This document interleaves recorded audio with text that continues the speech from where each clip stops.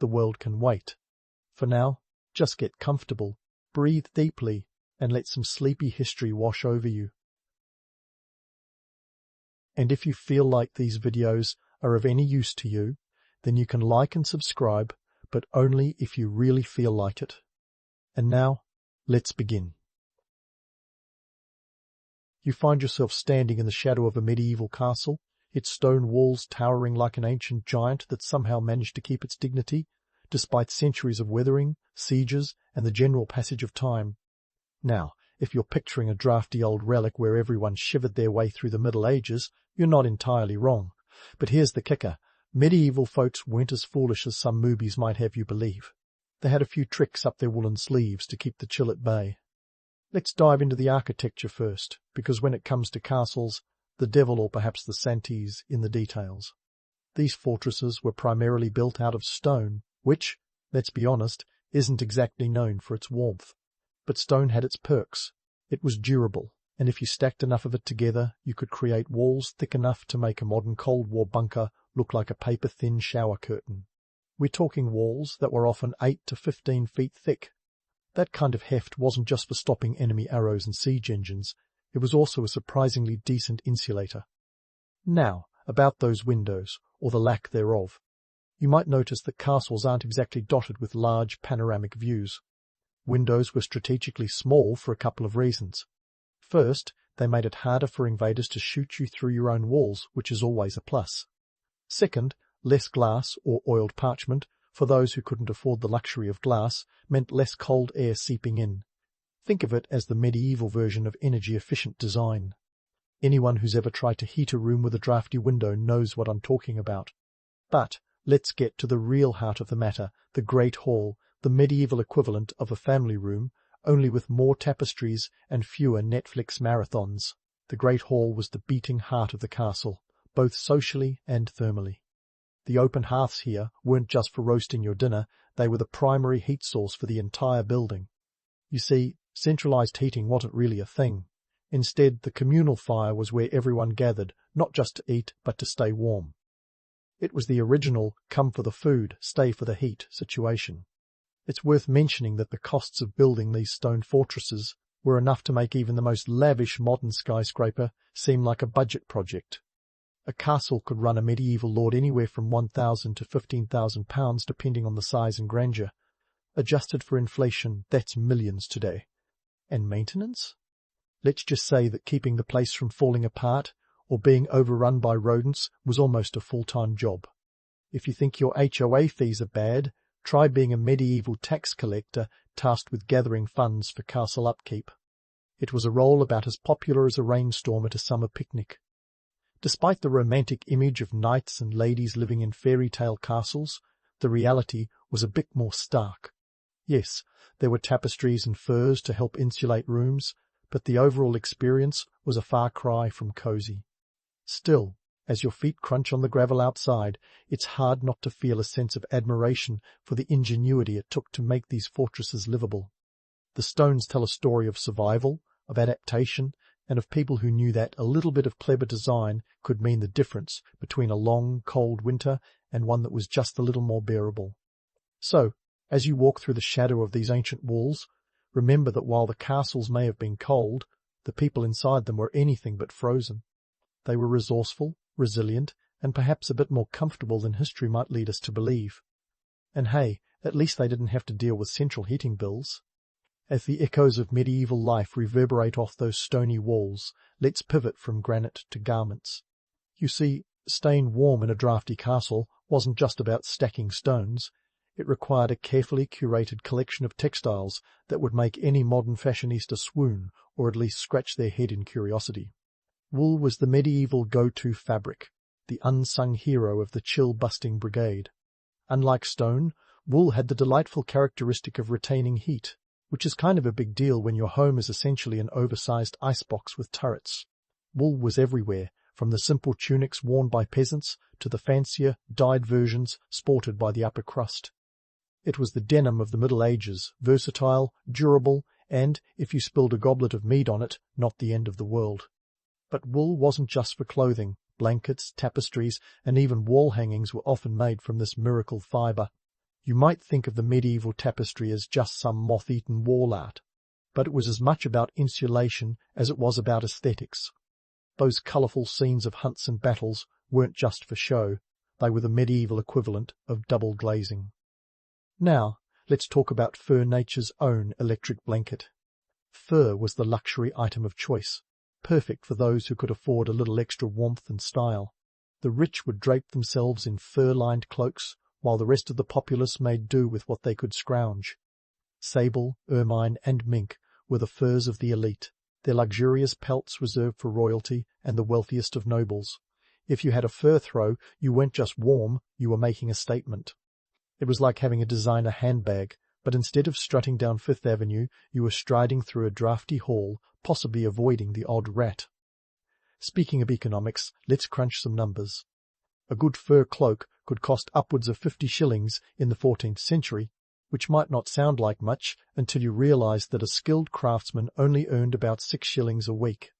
Adjust that for modern inflation, and you're looking at a garment that could easily set you back several $1,000s today. And if you were a queen commissioning a full set of ermine robes, well, you were basically swaddling yourself in a small fortune. But here's the kicker. While fur was the ultimate status symbol, it wasn't exactly practical for the common folk. Instead, they turned to a clever mix of layers, using whatever materials they could get their hands on. Linen, though not as warm as wool, was often used for undergarments. It was softer against the skin and, crucially, easier to wash. Because, let's be real, medieval hygiene standards weren't exactly top-notch, and a little cleanliness went a long way when you were living cheek by jowl with your fellow humans and their various odorous contributions. For the wealthy, silk was the cherry on top of their textile sundae. Imported from far-off lands like China, silk was the height of luxury and about as accessible as a unicorn ride for most people. It was lightweight, yet surprisingly warm and, more importantly, a sign that you'd made it in the medieval world. Drape yourself in silk, and you weren't just fighting off the cold, you were announcing to the world that you could afford to do so in style. But while all this talk of furs and silks paints a romantic picture, the reality was much more down to earth. Most people's wardrobes were built around practicality. Clothes were often multi-purpose, serving as both day-wear and night-wear. And as much as we might like to imagine everyone tucked up under a pile of furs, the truth is, for many, the night was spent huddled together, sharing body heat like penguins in a particularly bleak documentary. The textile production game was no joke either. It took a lot of sheep to clothe a population, and the wool industry was a massive economic driver in medieval Europe.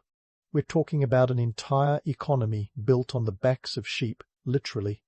England, for example, became a wool exporting powerhouse, with towns like Lavenham and Stamford growing rich on the trade.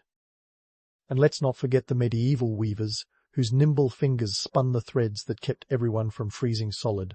So, the next time you wrap yourself in a cozy blanket, spare a thought for your medieval counterpart. They may not have had central heating, but they knew how to layer up with the best of them. Fashion may have changed, but the battle against the cold remains timeless. And maybe, just maybe, the next time you grumble about your heating bill, you'll appreciate the ingenuity of a well-placed tapestry or the snug embrace of a woolen cloak. Because in a world without thermostats, staying warm was both an art and a necessity, and those medieval folks were nothing if not creative in their quest for coziness. Now, speaking of cozy blankets and the medieval art of layering up, let's dive under those covers and explore the social dynamics of sleeping arrangements in these stone fortresses. If you're picturing a fairy tale castle with private chambers where everyone slept like royalty, let's pop that bubble right now. The medieval world was much more communal, and let's be honest, a bit more cramped than our modern sensibilities might prefer. First off, the notion of having your own private bedroom would have seemed as outlandish to a medieval peasant as a personal spaceship does to us today. Most folks bunked together in what's best described as a medley of humanity and livestock. Yes, that's right. Livestock. Cows and chickens weren't just sources of milk and eggs, they were also midnight bedfellows, adding their own unique warmth and, let's face it, odour to the sleeping experience. It was all about body heat, the medieval version of a space heater. But this wasn't just about warding off the chill. Sleeping communally had a strong social dimension. It created a sense of security and camaraderie. After all, nothing screams trust like sharing a straw mattress with your neighbour and their nocturnal snoring. This closeness was vital in an era when threats loomed both inside and outside the castle walls. Remember, we're talking about times when a raid could be as routine as Monday morning traffic. Now, let's talk hierarchy. Because even in a room full of snoring peasants, there was a pecking order. The closer you were to the fire, the higher your status. The great hall, with its central hearth, was a prime spot. Here, the lords and ladies got the best seats, or, more accurately, the best spots to lay their heads. The warmth of the fire wasn't just a matter of comfort, it was a literal hot commodity, and access to it was a clear indicator of your place in the social hierarchy. The lord of the castle, naturally, got the warmest and most secure position, often with a private chamber off the great hall. These chambers weren't the sprawling suites of modern imagination, but rather modest rooms, offering a slight reprieve from the chaos outside. The fire in these private chambers was both a luxury and a necessity, and woe to anyone who tried to muscle in on this prime real estate. But let's not get too caught up in the grandeur of lords and ladies. Most of the castle's inhabitants were stacked like sardines, sleeping on pallets or straw, stuffed mattresses that were about as comfortable as a bag of rocks. But hey, when the alternative was the icy stone floor, you took what you could get. Linen sheets were a luxury, wool blankets a necessity, and if you were especially fortunate, you might have a fur or two to add to the mix. And let's bust another myth while we're at it. The romantic notion of knights and fair maidens sleeping in opulent four-poster beds with silk canopies? Not so much. Those beds did exist but were reserved for the elite, and even then they were as much about status as they were about comfort. The high posts and canopies were designed to keep out drafts and bugs, not to mention the occasional bat that might take a wrong turn. And that silk? As rare as a dragon sighting. In truth, the sleeping arrangements in a medieval castle were a microcosm of the society itself, hierarchical, practical, and a bit rough around the edges. It was a world where social status dictated your proximity to warmth and security, and where communal living was both a necessity and a way of life. In this context, the castle wasn't just a fortress, it was a living, breathing community, one that thrived on the shared experience of survival. So next time you snuggle into your memory foam mattress, spare a thought for your medieval forebears. They may have been short on personal space and privacy, but they were rich in camaraderie and resourcefulness. And in a world where the line between inside and outside was constantly blurred, every warm body was not just a sleeping partner, but a crucial ally in the constant battle against the elements. As we tuck this part of the story to bed, remember, the medieval night was long, cold, and communal. But it was also a testament to human ingenuity and adaptability. Because when it comes to staying warm, medieval folks knew that sometimes the best insulation wasn't just wool or stone, but the warmth of those around you. Keep this in mind as we continue our journey through the cold, winding corridors of history. There's more yet to uncover, and believe me, it's going to be anything but a snooze fest. But as we leave the labyrinthine corridors of medieval sleep, let's turn up the heat. If you thought keeping warm at night was a challenge, wait until we dive into the fiery world of medieval heating technology. Spoiler alert, it's a journey from smouldering embers to grandiose systems that were as much about flaunting wealth as keeping the chill at bay. First up, let's chat about the humble hearth. This was your medieval all-in-one, kitchen, furnace, and social hub. Imagine a massive open fire in the middle of the great hall, smoke curling up to a hole in the ceiling, the original skylight, if you will. But here's the rub. While that roaring fire might sound cozy, the reality was more smoke inhalation than hygge. Lungs worked overtime, and eyes stung as if you'd rubbed them with a medieval onion. The hearth's primary job was to provide heat, but it doubled as the medieval Instagram feed people gathered around to swap stories, news, and the occasional scandal. It was a scene straight out of an epic poem, minus the rhyming couplets. However, heating an entire castle with a single hearth was like trying to warm the North Pole with a hairdryer. The great hall might be toasty, but venture into the drafty corridors, and you'd need to wrestle with your fur cloak to keep Jack Frost at bay. But let's not rewrite history, we've got a myth to bust. Contrary to cinematic portrayals, castles were not perpetually engulfed in roaring infernos. In fact, fires were a constant danger, making the careful management of flames an art form in itself.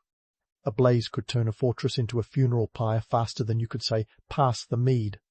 Fire was both a friend and a foe, and managing it required skill and vigilance. Which brings us to the unsung heroes of this tale, the servants. Enter the castle staff, the behind-the-scenes crew who kept the fires burning and the lord's feet warm. These were the folks who scurried about with bundles of wood, ensuring that the fires didn't die out or, ignite the precious tapestries. It wasn't glamorous work, but it was essential. A well-tended fire could mean the difference between a cosy evening and a sleepless night spent shivering in your woolen undergarments. Now, let's crank up the innovation dial and introduce the hypercaust system, a Roman invention that medieval Europeans borrowed to heat their more luxurious spaces. Think of it as the ancient precursor to underfloor heating, minus the programmable thermostat. Hypercausts involved a series of flues and ducts running beneath stone floors, channeling hot air from a central furnace. Fancy, right? Indeed, these systems were the crème de la crème of medieval heating technology, reserved for only the wealthiest castles. Picture this: a lord of the manor, lounging in a room heated from below, while the less fortunate huddled above, longing for a scrap of warmth. Hypercausts were the ultimate status symbol, a way to flaunt wealth and engineering prowess. But installing one was no small feat. It required skilled labour, precise construction, and a sizable fortune. We're talking the medieval equivalent of adding a heated driveway to your mansion. To put it in perspective, a well-designed hypercaust could cost upwards of several £100. A king's ransom in those days. Only the grandest castles could afford such luxury, and even then maintaining the system was an ongoing expense. Servants had to keep the fires burning, ensuring the hot air flowed through the channels without turning the stone floors into lava. It was a delicate balance, a dance of elements that required constant attention and no small measure of skill. And let's not forget the economic implications. The presence of a hypercaust wasn't just a nod to comfort. It was a statement of power and prestige. It signaled that you had the means to harness technology for personal comfort, a rare and enviable position in a world where most were at the mercy of the elements. In this sense, heating technology wasn't just about staying warm, it was about showing the world that you could afford to do so in style. But let's take a moment to appreciate the irony. While the elite basked in their heated floors, the majority of the populace made do with simpler methods. They relied on hearths, braziers, and the ever-faithful dogpile of human and animal bodies to stave off the cold. It was a world of stark contrasts, where the gap between rich and poor was as wide as the castle moat. As we draw this chapter to a close, let's leave a few embers glowing. The evolution of heating technology in medieval castles was a testament to human ingenuity, a saga of fire and stone, of comfort and status. But as we stoke the flames of curiosity, remember that this tale is far from over. We've only just begun to explore the complexities of medieval life, and there's plenty more to uncover in the shadowy halls of history. Stay tuned, because the best stories are those that spark the imagination, and we're just getting warmed up. As we continue our meander through the winding corridors of medieval life, let's pause to ponder the broader cultural implications of how people in castles slept. After all, how you snooze says a lot about how you choose to live. The medieval way of slumber was a microcosm of the era's social and economic dynamics, a peek under the covers at the interplay between necessity and class, communal living, and the human instinct for comfort. So, what can we learn from the slumbering habits of yore? Let's start with the basics, communal sleeping arrangements. The medieval custom of bunking down together wasn't just a matter of warmth, though that was a significant factor when your castle was essentially a giant stone refrigerator. It was also a reflection of the social fabric. In a world where survival depended on community, sharing a sleeping space was as much about solidarity as it was about staying toasty. Fast forward to today, and this sense of community lives on in our penchant for open-plan living and shared spaces. Sure, we might not be huddling with livestock, but the desire for connection and shared experiences remains. Now, let's have a chat about hierarchy. In the medieval castle, your sleeping spot was a direct reflection of your social standing. No fire, no status. Today, while we may not jockey for position around a hearth, modern society still mirrors this pecking order. Look at our obsession with luxury mattresses, high thread count sheets, and designer bedspreads. The bedroom has become a status symbol, a place where we showcase affluence and taste. It's an echo of the medieval past, where the powerful flaunted their access to warmth and comfort. We may not be battling for space near a fire, but the quest for the ultimate sleeping experience is alive and well. But perhaps the most striking legacy of medieval sleeping habits is our enduring love affair with the romanticized version of history. We've inherited a fascination with the grandeur of castles, the allure of tapestries, and the imagined opulence of knights and dames. It's the stuff of fairy tales and period dramas, a nostalgic escape to a world that never truly existed. The reality, of course, was far less glamorous. Stone floors, draughty corridors, and the constant threat of vermin and fire were the order of the day. Yet we cling to the myth, charmed by the stories of chivalry and courtly love. This romanticism isn't just harmless nostalgia. It's a testament to the power of narrative. We crave stories that transport us, that allow us to momentarily escape the mundane and revel in the extraordinary. It's why medieval-themed events and historical reenactments draw crowds year after year. The dream of a gallant past, where knights were noble and castles magnificent, is a powerful antidote to the complexities of modern life. Yet, as we indulge in these flights of fancy, it's worth remembering the real challenges faced by those who lived within those stone walls. Let's not forget the economic backdrop of all this medieval snoozing. Castles, with their high maintenance requirements and labour-intensive upkeep, were economic powerhouses. They employed a small army of workers, from masons to tapestry weavers, just to keep the draught out and the fires burning. This was a time when the wool trade was the backbone of the economy, and textile production was a thriving industry. Every blanket and tapestry wasn't just a functional item, but a piece of a much larger economic puzzle. And here's a thought to tuck you in at night. Many of the sleeping arrangements we think of as modern innovations aren't new at all. The layered bedding that characterizes a cozy winter's night has its roots in medieval practices. The concept of layering for warmth, whether it's with furs, tapestries, or simple wool blankets, is as old as those ancient stone walls. Even the idea of a communal sleeping space, seen today in the form of family beds or shared living spaces, is a nod to times when togetherness was a survival strategy.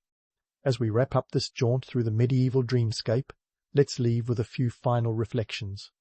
The way people in castles slept offers a window into their world, a world where survival was a communal effort, where status was displayed through comfort, and where the line between myth and reality was as blurred as a tapestry's threads. It reminds us that, while the trappings of life may evolve, the fundamental human quest for warmth, safety, and connection remains constant. So next time you curl up under your duvet, think of the medieval sleepers who paved the way. They may not have had memory foam or central heating, but they understood the art of staying warm in a world that was often anything but. And as you drift off to sleep, consider this. In the grand tapestry of history, we're all just threads, woven together by the stories we tell and the lives we live. Sleep tight, and may your dreams be filled with castles, knights, and the cozy warmth of bygone eras. It's dawn in Rome, and you're waking up in the heart of a city that's home to 1 million souls. Yes, that's right, 1 million. Long before urban sprawl was a thing, Rome had the population density of a packed concert. You, my friend, are a Roman senator, rubbing the sleep from your eyes as the city begins to stir. The air is thick with ambition, and maybe a hint of yesterday's garum Rome's signature fish sauce that probably ought to have stayed in yesterday. Now, let's not kid ourselves. Being a Roman senator in the 1st century BC isn't all toga parties and triumphant parades, although you do have a closet full of some rather snazzy togas. You're waking up to a world where the top 1% doesn't just have more, a lot more, but they pretty much have it all. The economic structure is a far cry from anything resembling modern equality. A few wealthy families, including yours, control vast swathes of land, slaves, and resources. Meanwhile, the average Roman citizen is living in an insula, a cramped apartment block that makes modern studio apartments look like palaces. As you stretch and yawn, you remember that being a senator means walking a tightrope between personal ambition and public service. It's politics, baby, with all its glory and its grime. You're expected to be a paragon of virtue, a model of Roman gravitas, but let's be honest, political life is more backstabbing than a gladiator match. The Senate is the place where fortunes are made and unmade with a few well-placed words. But before you dive into the snake pit that is Roman politics, you take a moment to appreciate the sheer spectacle of this city. Rome is a marvel, no doubt about it. From the grandeur of the Forum, where deal-making is as common as pigeons, to the bustling markets filled with traders shouting over their goods, it's a place of constant motion. You could lose yourself just wandering through the streets, though you'd probably want to keep an eye on your purse. Pickpockets are as much a part of the scenery as the statues of the gods. As you make your way to the Forum, thoughts of your senatorial duties swirl in your mind. You're not just any senator, you're part of a privileged class that's supposed to embody the Roman ideals of wisdom and restraint. But let's face it, the Senate is often more theatre than governance. Sure, you might debate the latest military campaign or tax reform, but half the time you're just trying to outmaneuver your political rivals without getting Julius Caesar in the back. Ah, Caesar. Now there's a name that stirs both admiration and envy. The man has more charisma in his little finger than most senators have in their entire bodies. And yet, with great power comes great paranoia. Keeping your head on your shoulders is as much about navigating alliances as it is about oratory skills. You're reminded of Cicero's words, "The welfare of the people is the ultimate law." Noble, yes, but a bit idealistic when the real law is often who can bribe the most voters. Speaking of votes, it's worth noting the Roman political machine is a complex beast. Campaigns aren't just about public speaking. They're about money, influence, and occasionally good old-fashioned intimidation. Elections can be bought, and loyalty is as fickle as the Roman weather. But you've got to play the game if you want to stay in the game. Your thoughts are interrupted by the clamour of the Forum. It's a hubbub of voices, each one trying to be heard over the others. Senators, merchants, plebeians, they're all here, each with their own agenda. You can't help but marvel at the sheer audacity of it all. The Senate is supposed to be the heart of Roman governance, yet sometimes it feels more like a boxing ring. Debates can get heated, and alliances shift like sand beneath your sandals. As you settle into the day's proceedings, you're reminded of the stark reality behind the marble facade of senatorial life. There's no denying the power and prestige that come with your position, but it's a double-edged sword. You're expected to embody the virtues of Rome while also navigating the murky waters of political intrigue. Not an easy task when everyone around you is jockeying for position, whispering rumours in the shadows. And then there's the question of legacy. You're not just here for yourself, you're part of a long line of senators who have shaped the course of Roman history. The weight of that responsibility is as heavy as a legionnaire's armour. You're supposed to balance the interests of the state with those of your family, and sometimes it feels like you need the wisdom of the gods to get it right.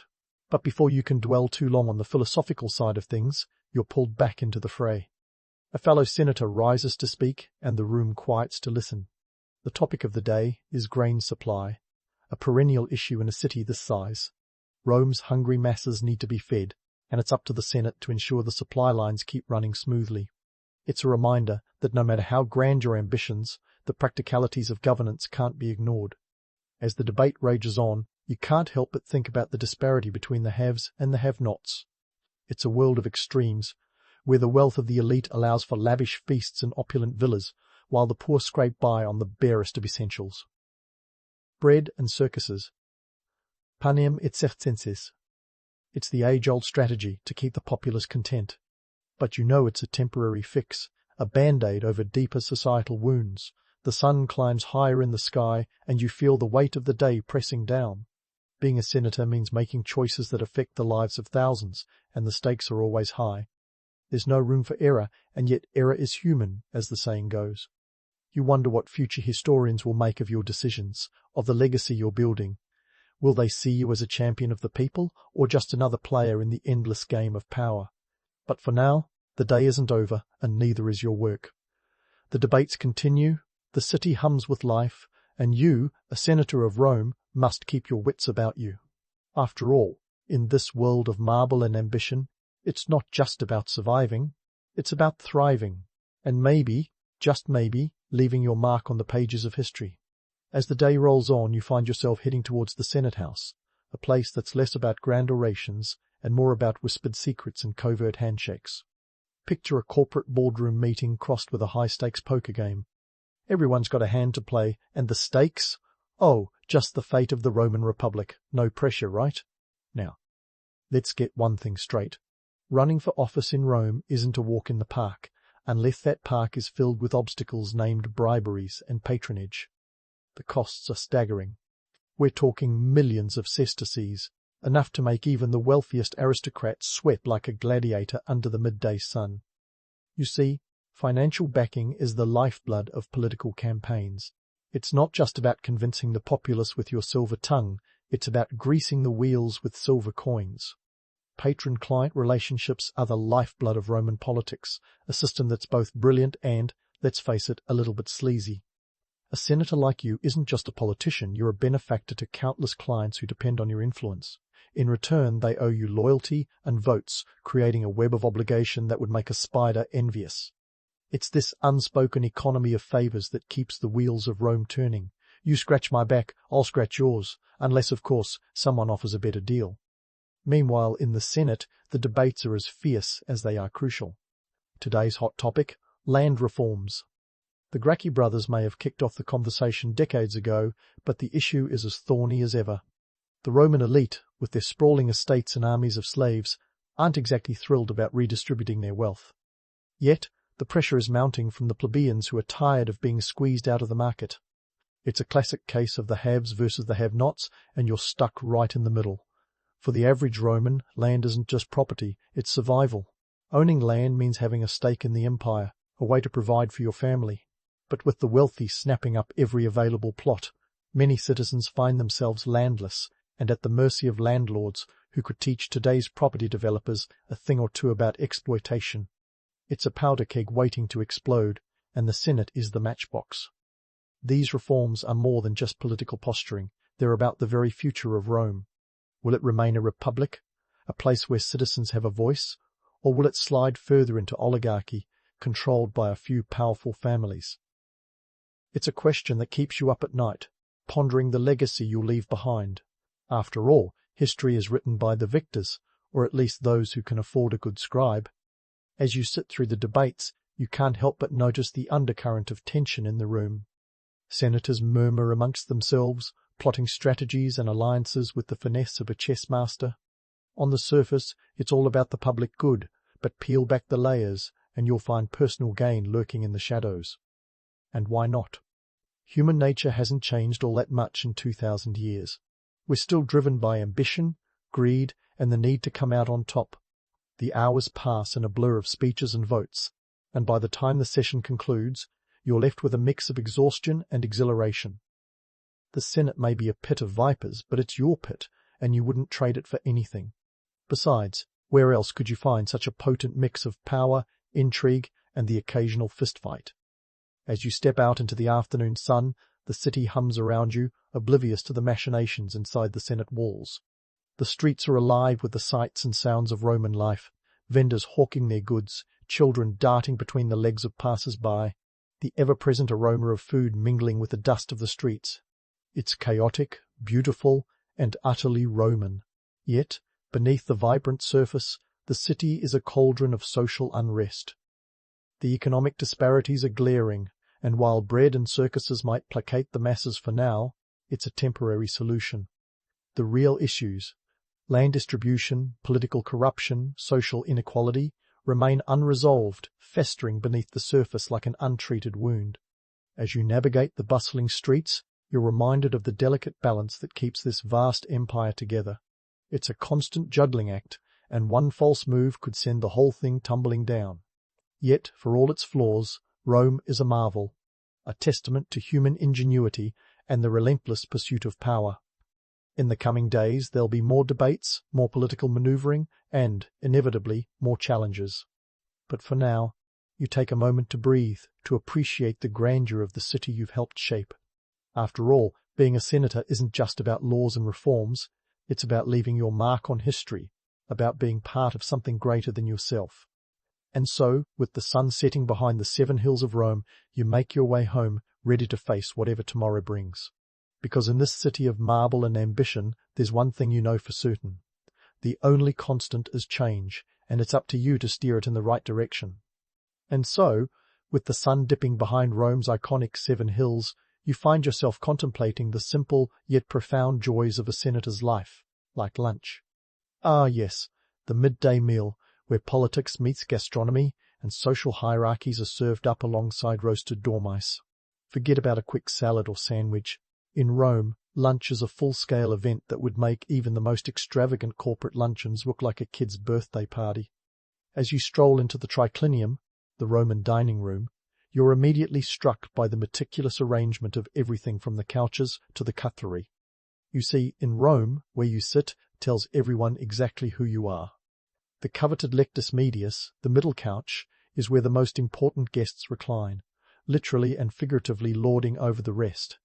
You, naturally as a senator, are often afforded this prime real estate, a not-so-subtle reminder of your position in the social pecking order. Now, let's talk food, because when it comes to Roman dining customs, the myths are as juicy as the meat. Popular tales would have you believe that Roman feasts featured peacock tongues and flamingo brains served on silver platters. While that might happen at the occasional over-the-top banquet, reality is less decadent, but no less fascinating. The staples of a Roman meal often included bread, olives, cheese, and fruits, with the more luxurious dishes reserved for special occasions. Wine, of course, flows as freely as the political gossip, though it's usually diluted with water. A little less bacchanalia, a little more business meeting with benefits. And let's not forget the garum Rome's infamous fermented fish sauce.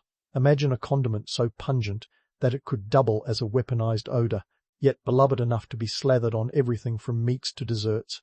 Yes, desserts. Garum is like the ketchup of ancient Rome with a kick that could knock out a legionnaire.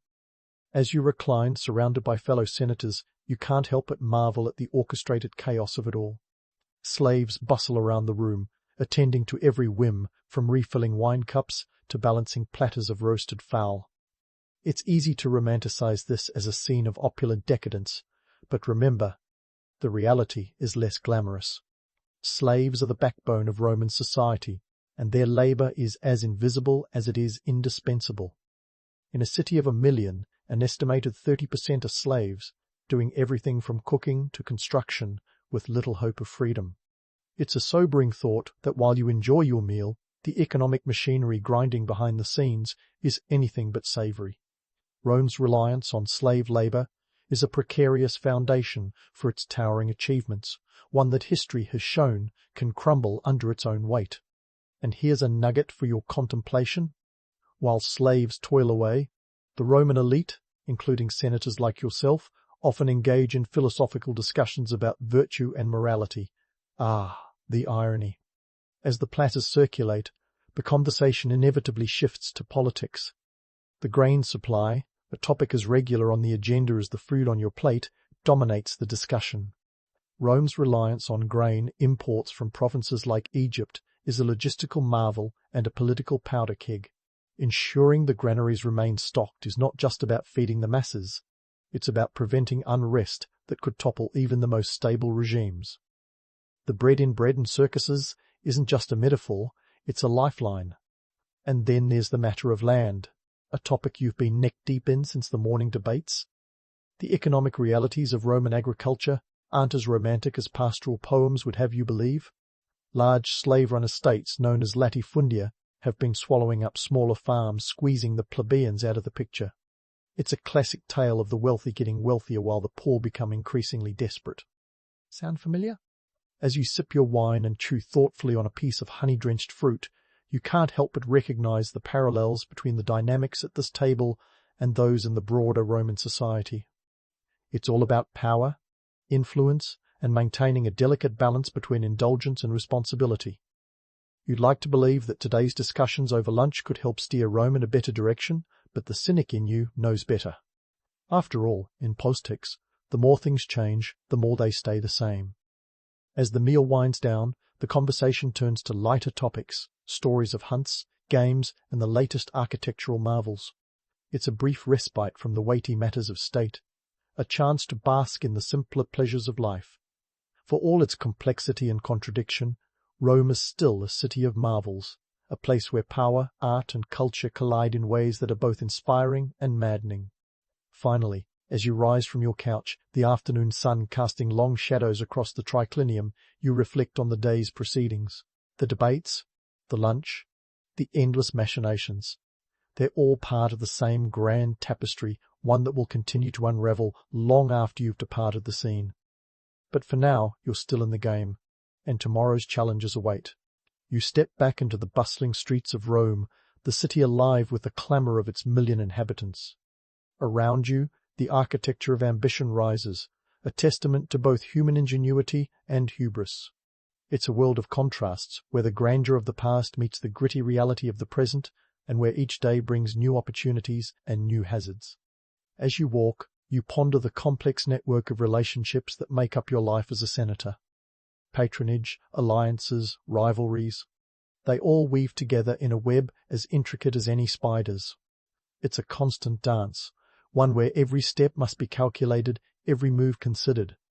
But for all its challenges, it's a dance you're more than willing to continue. In the days to come, there will be more lunches, more debates, more decisions to be made. And through it all, you'll navigate the labyrinth of Roman politics, striving to leave your mark on a city that's as eternal as it is ephemeral. Because in Rome, the stakes are high, the players are many, and the game is never-ending. And thus, as the afternoon fades into evening, you prepare for the next act in the grand spectacle that is your life. Tomorrow, the Senate will convene once again, the debates will rage anew, and the city will continue its relentless march through history. But for now, you savour the moment. A senator in the heart of Rome, part of a story that's as old as time itself. As the afternoon begins to wane, you make your way from the bustling streets toward the law courts, yet another arena of Roman life, where a senator's presence is both expected and essential. But don't let the stately columns and marble halls fool you into thinking this is some grand temple of justice. The Roman legal system is as complex and flawed as the city itself. It's a place where rhetoric meets reality. And let's be honest, truth sometimes takes a back seat to eloquence and influence. You see, Roman law is a marvel of organization and sophistication for its time.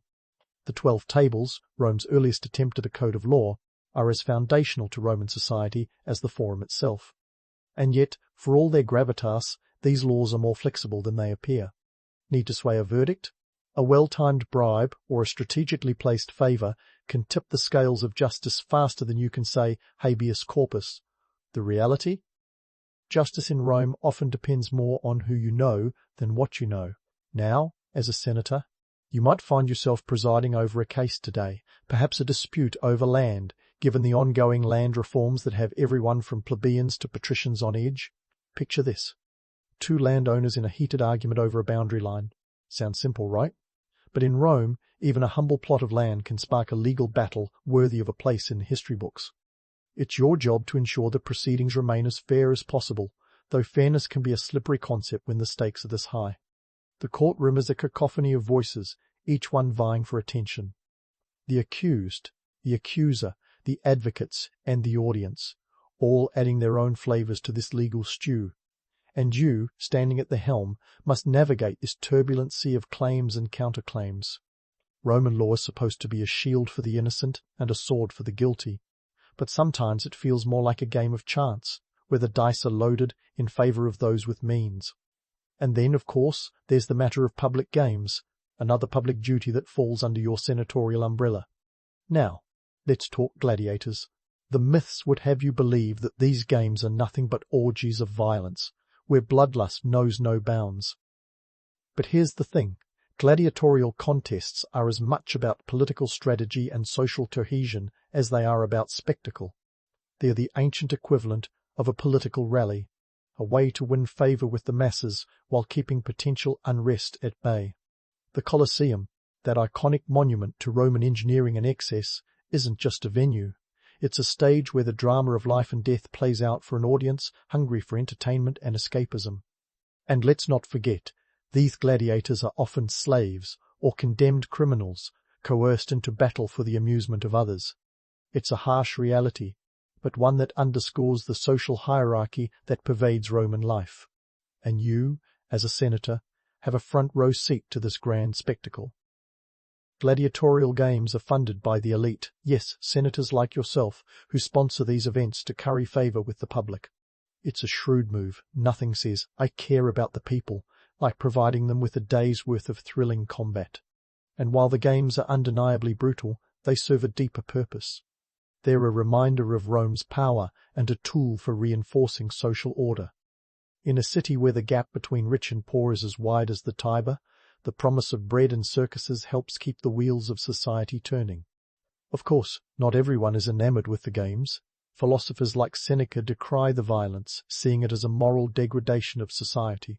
Yet, the allure is hard to resist. Each clash of swords, each roar of the crowd, is a testament to human resilience and the struggle for survival. It's a paradox that the Romans, masters of civilization, are captivated by such primal displays. But perhaps that's the point. It's a reminder that beneath the veneer of sophistication, we're all still creatures of instinct and desire. As you preside over the legal proceedings or oversee the preparations for the games, you can't help but reflect on the dual nature of your role. You're a custodian of both justice and entertainment, tasked with maintaining the delicate balance between order and chaos. It's a responsibility that weighs heavily, but also a privilege that few are granted.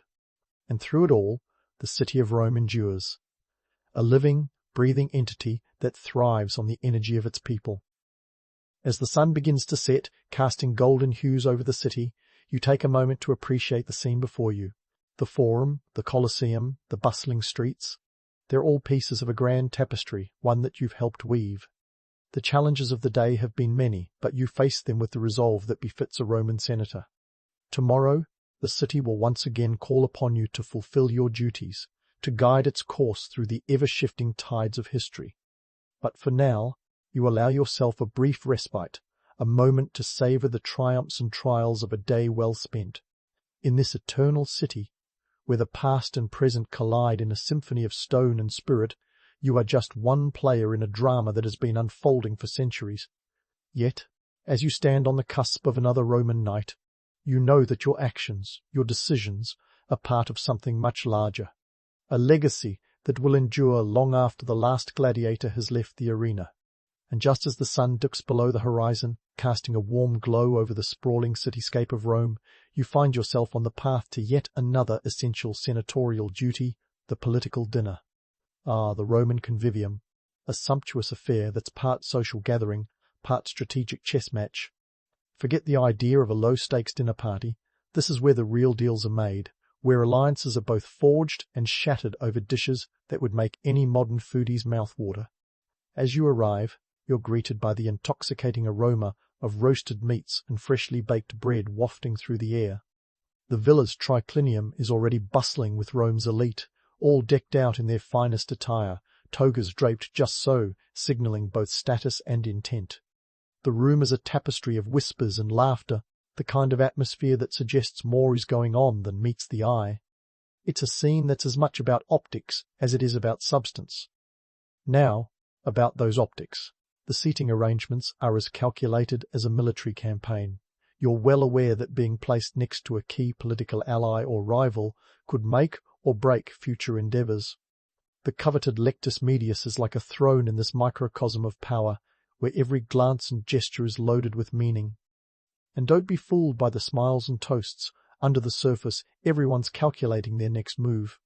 As the evening proceeds, the conversation inevitably turns to the state of the Republic, a topic as volatile as a barrel of Greek fire. You can almost hear the collective sigh as another senator brings up the recent land reforms, a topic that's been as divisive as it is necessary. Wealthy landowners are grumbling like thunderclouds, displeased with every proposed redistribution like a child with vegetables. But the plebeians, well, they're a tinderbox waiting for a spark, and everyone knows it. The stakes couldn't be higher. Rome is teetering on a precipice, and the weight of the world feels like it's resting squarely on your shoulders. You're not just dining with your peers, you're navigating a labyrinth of politics that could dictate the very future of Rome. It's a delicate dance, one misstep away from disaster. And speaking of missteps, let's talk about the myth of a seamless transition from republic to empire. The popular narrative might paint it as a natural evolution, but the reality is messier than a Roman orgy. The republic was fraught with tension, its institutions straining under the pressure of expanding borders and increasing wealth disparities. Civil wars were as common as gladiatorial games, and the political landscape was as volatile as a volcano ready to erupt. Here's the thing. Rome didn't just wake up one day and decide to become an empire. It was a series of calculated moves, power grabs, and opportunistic plays that eventually led to Augustus, the first emperor, standing atop the rubble of the Republic. It was more a matter of survival than destiny, a pragmatic shift that reflected the needs of an empire stretching from Spain to Syria. The Senate, once the heart of Rome, found itself sidelined, reduced to a ceremonial role as the real power consolidated in one man's hands. As you sip your wine, diluted to prevent any Bacchic excess, you can't help but ponder your role in this grand narrative. Are you a builder of bridges or a harbinger of the inevitable? The choices you make at this table could ripple through history, affecting not just the lives of your contemporaries, but those of generations to come. It's a heady thought, one that makes the garum-slathered dish in front of you seem less appetizing.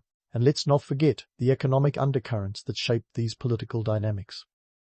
Rome's economy was a beast with an insatiable appetite, fed by conquest and exploitation. The wealth of the provinces lined the pockets of the elite, creating a chasm between the haves and have-nots that would make even the most ardent capitalist blush. Slavery was the engine that drove this machine, a grim reminder of the human cost behind the grandeur of Roman civilization. Yet, for all its faults, Rome was a world of marvels, a beacon of culture, law, and innovation. It was a place where philosophy and politics entwined, where the arts flourished alongside military might.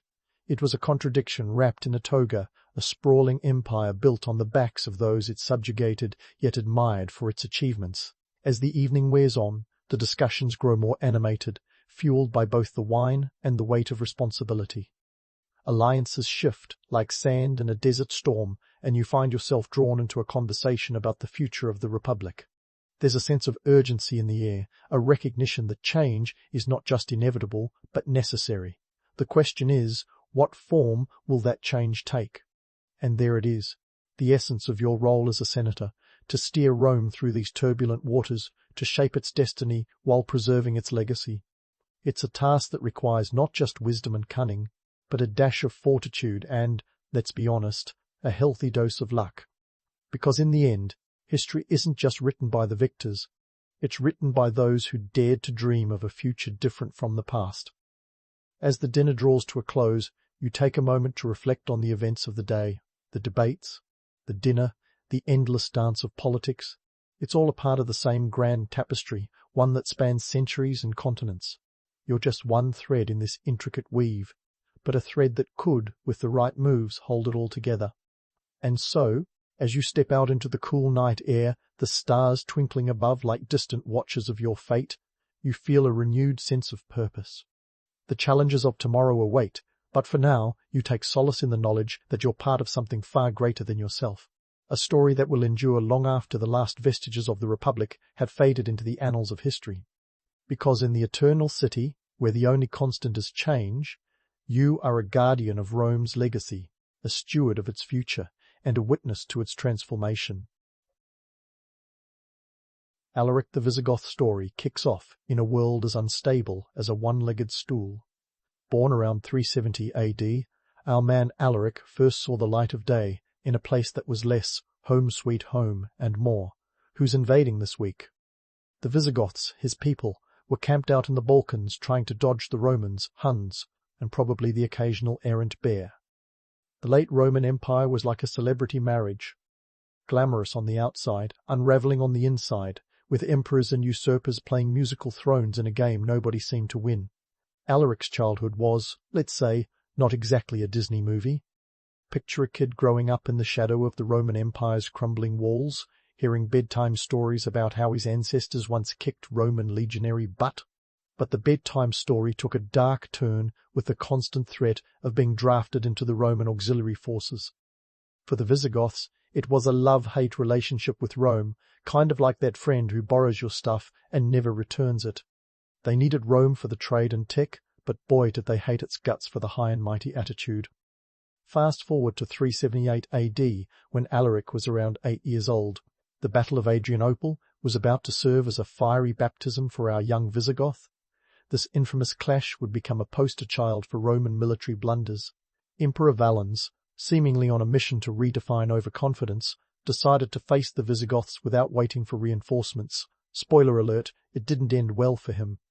The Roman army, about 15,000 strong, was decimated by the Visigoths and their allies in a battle that left 2/3 of the Roman forces either dead or wishing they were. Now, my friends, the Battle of Adrianople wasn't just a defeat, it was a cataclysmic oops moment for the Romans. Not only did they lose an emperor, yes, Valens himself went down in flames, literally, but they also lost their aura of invincibility.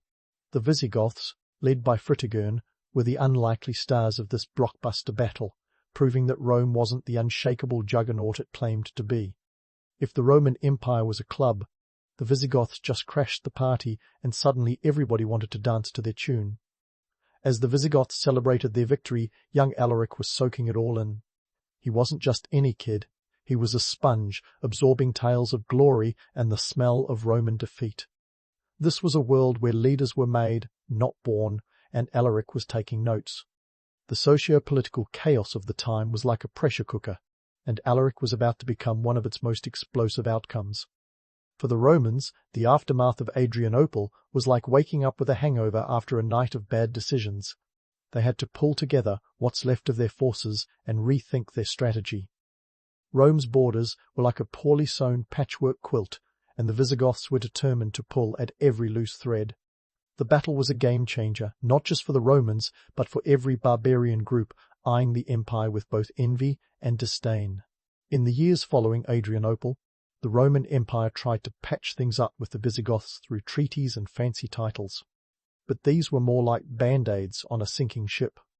Alaric grew up in this turbulent environment, watching the back and forth between his people and Rome.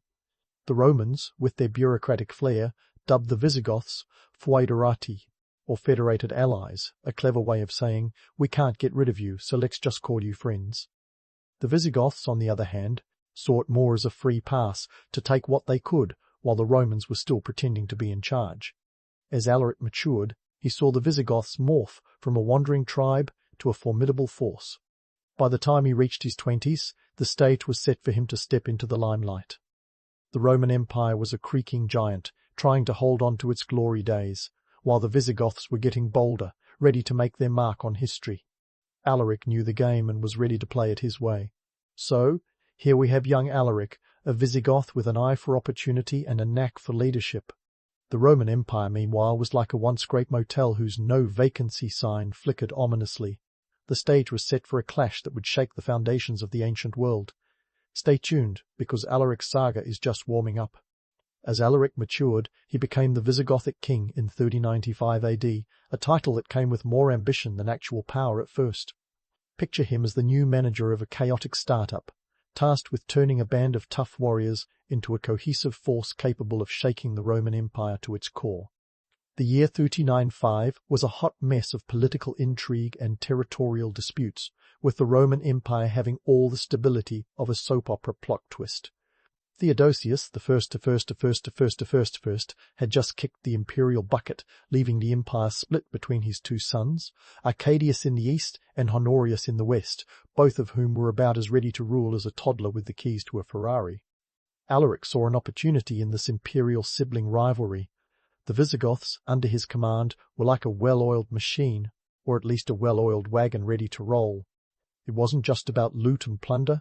Alaric had his eyes set on something bigger: recognition, land, and a place in history. But first, he had to make a name for himself, and what better way to do that than by knocking on Rome's door with a battering ram? In 395 and beyond, Alaric led his forces in skirmishes against the Eastern Roman Empire, dancing a fine line between rebellion and diplomacy. He was like that friend who shows up uninvited to your party but brings the best snacks, so you let him stay. He had been declared a Roman general, a magister militum, as a part of a peace treaty, a fancy title meant to keep him in check. But Alaric wasn't the type to play by the rules. He was more interested in pushing boundaries, both literally and figuratively. Fast forward to 408 AD, and Alaric had Rome in his sights. The Eternal City, once the heart of the mighty Roman Empire, was now creaking under the weight of its own grandeur and bureaucracy. Alaric's first siege of Rome was less a glorious conquest and more of a poorly planned camping trip. Imagine setting up camp outside the city's walls, only to realize you left the marshmallows at home.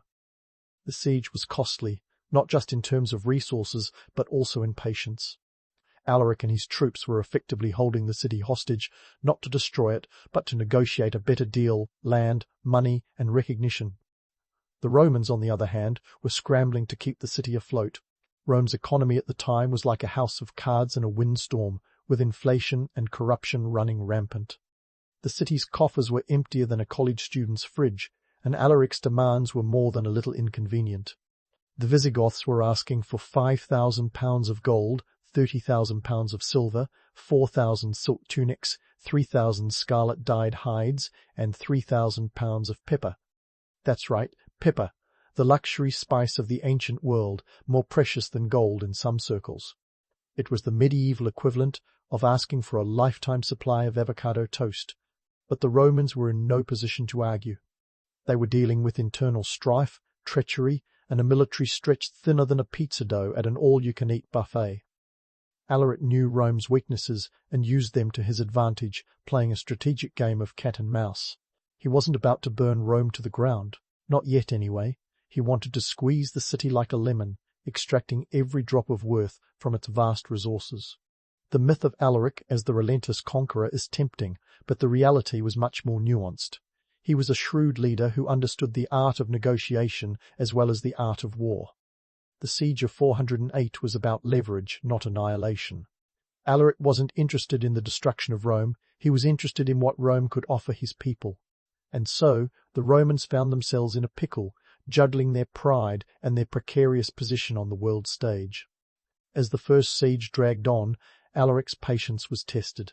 The Romans, desperate to buy time, tried every trick in the book, including the classic "we don't have the money" excuse.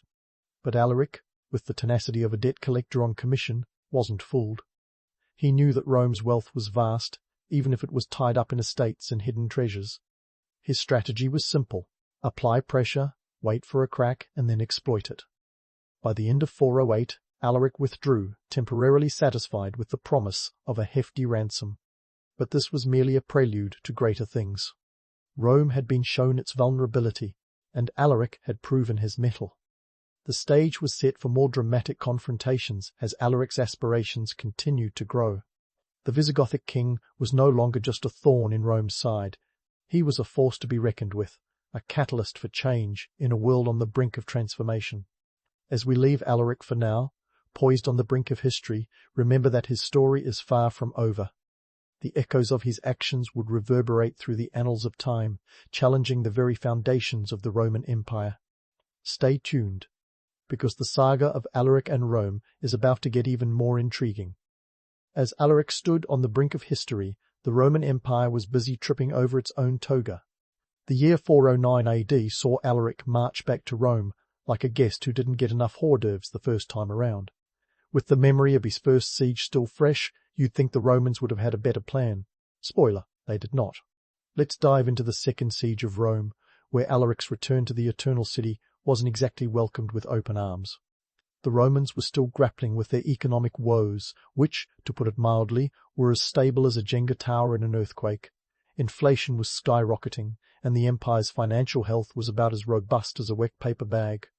Alaric knew this, and decided to press his advantage with another siege, a move that was less about brute force and more about strategic finesse. Now, here's where things get spicy.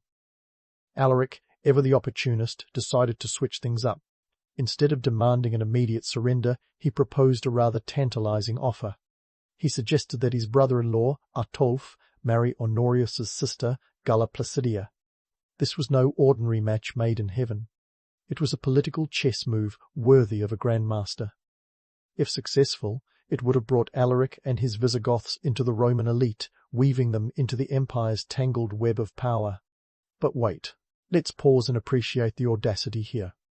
Alaric wasn't just knocking on Rome's door, he was trying to waltz right into its living room and take a seat at the head of the table.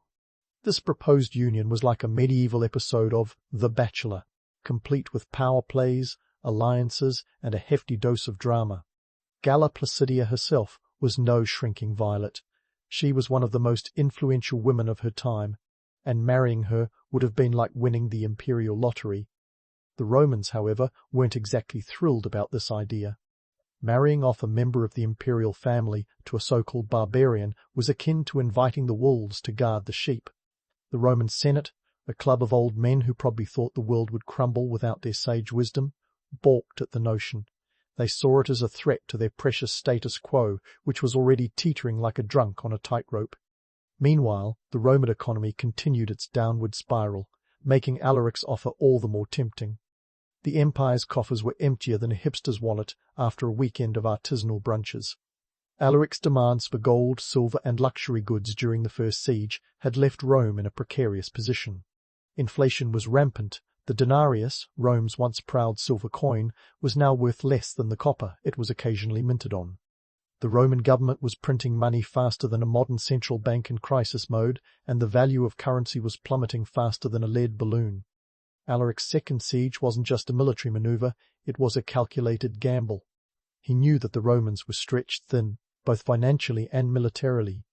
Their armies were scattered like breadcrumbs, trying to fend off threats from every direction.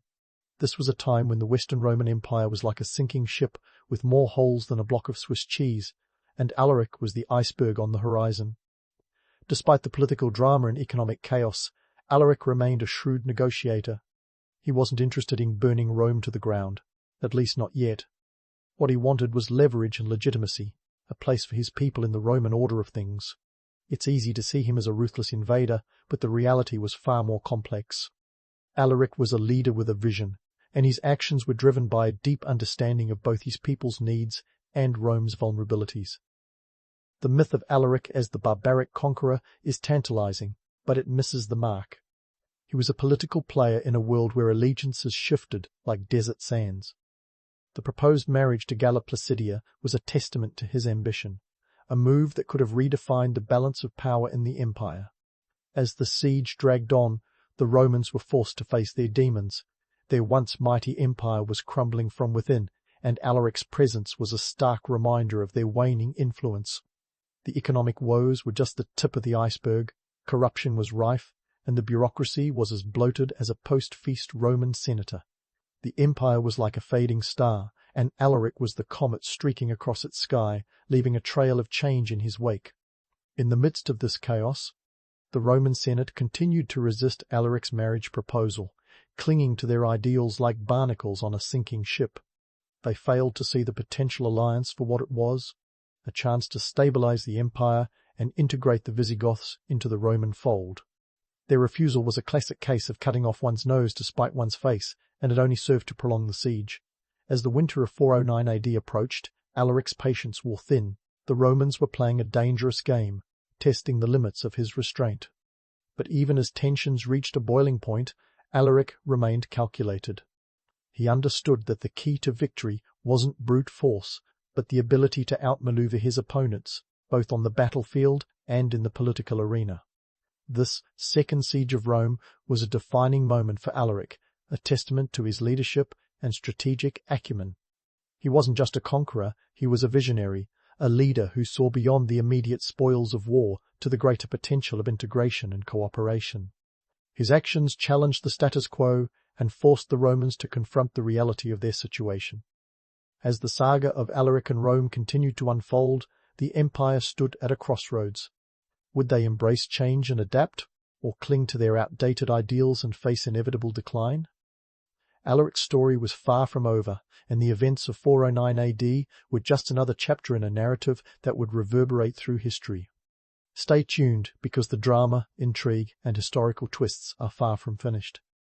Alaric's journey was one of ambition, strategy, and the relentless pursuit of a place in history.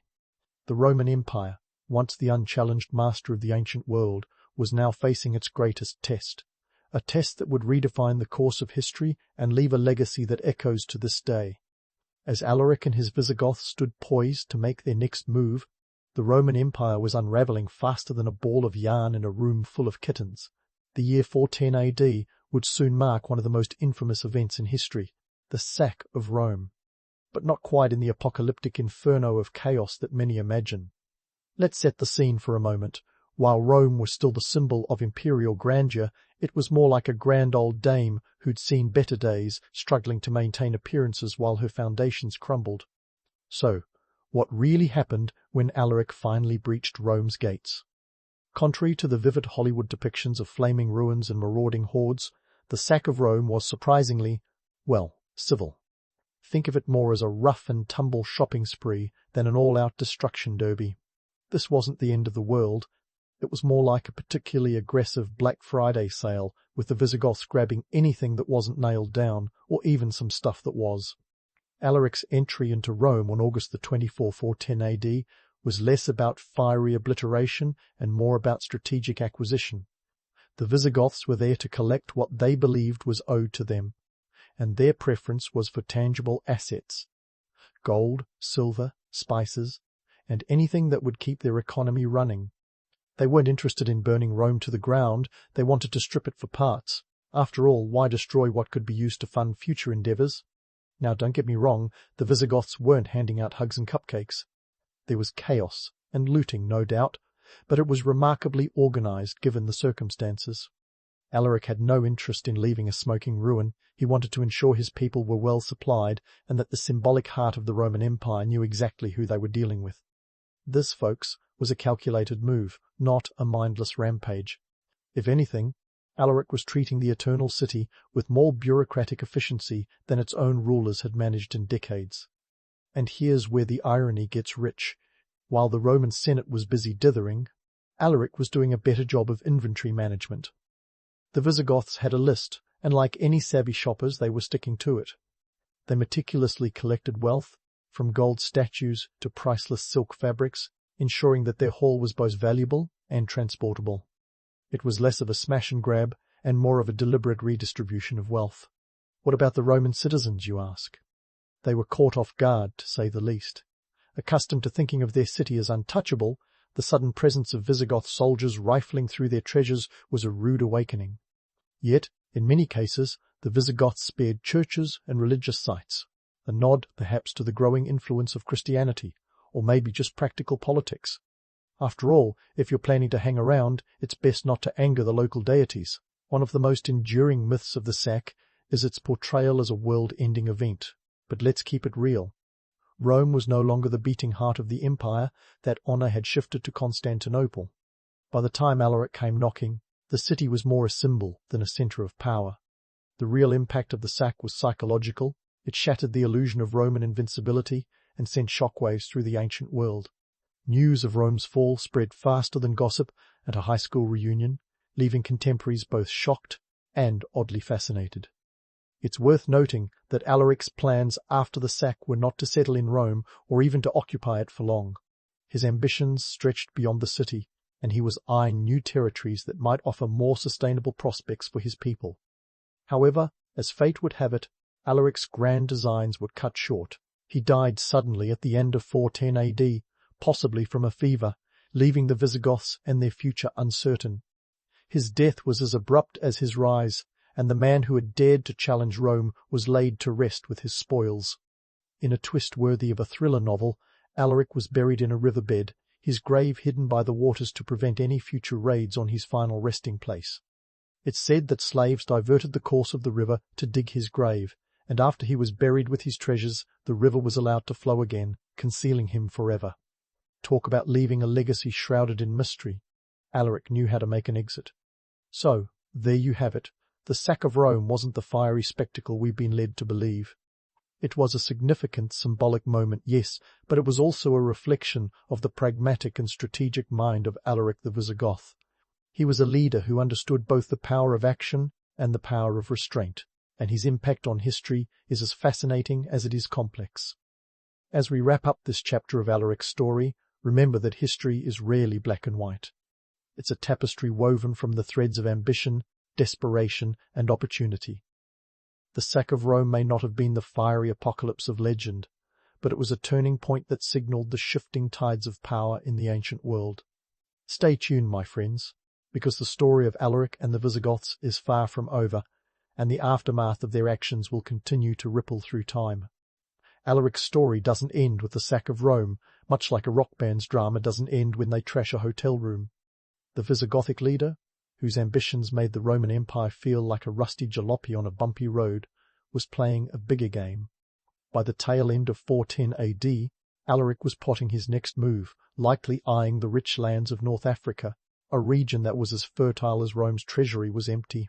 But, like a cliffhanger in a TV series that never got renewed, Alaric's story took an unexpected turn.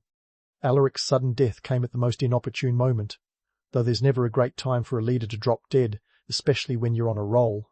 He died in late 410 AD, likely from a fever, cutting his visionary life short. The Visigothic king, who had once seemed unstoppable, was now a legend in the making.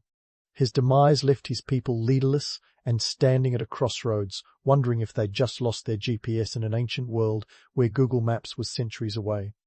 Now, on to the juicy bit about his burial. If there were Oscars for dramatic exits, Alaric's posthumous performance would sweep the floor. Legend has it that his followers buried him in the bed of the Busento River in Cosenza, Italy. Here's the kicker. They supposedly diverted the river to dig his grave, buried him with his treasures, gold, silver, and possibly the odd Roman curio, and then let the waters flow back to conceal the site. To ensure the secrecy of this watery tomb, the slaves who performed the burial were allegedly executed.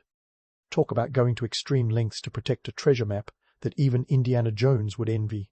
While the truth of this tale is murkier than the diverted waters of the Busento, it captures the imagination. It paints Alaric not just as a king, but as a mythic figure whose burial was as epic as his life. The reality, as always, is probably less cinematic. The Visigoths were practical people, and it's just as likely that the story was embellished over centuries, a verbal game of telephone that turned a simple burial into a blockbuster event. So, what did Alaric leave behind besides a tantalizing tale of hidden treasure? For starters, he shook the foundations of the Roman Empire, not by destroying it outright, but by revealing its vulnerabilities. His conquests underscored Rome's inability to adapt to a changing world where alliances needed to be as flexible as a gymnast and a yoga retreat. Alaric's raids weren't just about loot. They were about leverage, diplomacy, and a new world order that he envisioned, one where his people had a seat at the table rather than scraps from it. Alaric's legacy is a messy tangle of legend and reality, like a historical soap opera with a plot twist every 5 minutes.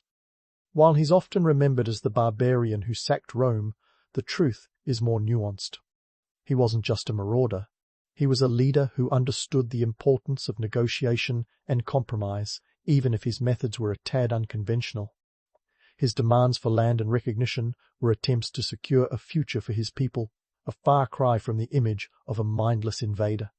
In reshaping the Roman world, Alaric forced the empire to confront its own mortality. The sack of Rome was a wake-up call, a blaring alarm clock that the Romans tried desperately to hit snooze on. It marked the beginning of the end, a slow unravelling that would eventually lead to the fall of the Western Roman Empire in 476 AD. Alaric's actions set off a chain reaction that would change the course of history, like a domino effect with slightly more bloodshed and fewer game night snacks. Yet, Alaric's personal ambitions to be more than a footnote in history are perhaps the most poignant part of his legacy. He wanted to be a bridge between worlds, a leader who could straddle the line between barbarian and Roman, creating a new synthesis of cultures. In many ways, he succeeded.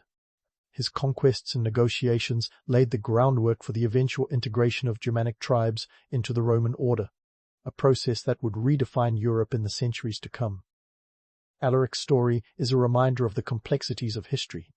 It's a tale of ambition, strategy, and the relentless pursuit of a legacy that transcends the simplistic labels of hero or villain. In the end, Alaric was a man of his time, navigating a world that was as unpredictable as it was brutal. His life and legacy are testaments to the power of vision and the impact one individual can have on the course of history. As we close this chapter, let's remember Alaric not just as a conqueror, but as a visionary who dared to imagine a different world. His story is a testament to the enduring power of ambition and the indelible mark one leader can leave on history. Whether buried beneath a river or in the annals of time, Alaric's legacy continues to resonate, challenging us to look beyond the myths and see the realities that shaped our past.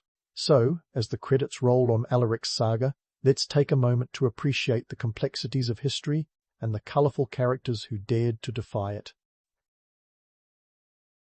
You're strolling through the chaos of a 16th-century Ottoman bazaar, your senses bombarded by a cacophony of haggling voices and the potent aroma of spices so intense they might just clear your sinuses for a year. You're not just any passerby, you're a merchant, part of the empire's economic backbone, as essential as the mortar holding together the legendary walls of Constantinople. If you think you're about to embark on an Indiana Jones-style adventure, think again. The reality is less whips and fedoras, more ledgers, and haggling over the price of silk. The Ottoman Empire, spanning from southeast Europe to the Middle East and North Africa, is a bustling hub of economic activity, a veritable superhighway of trade.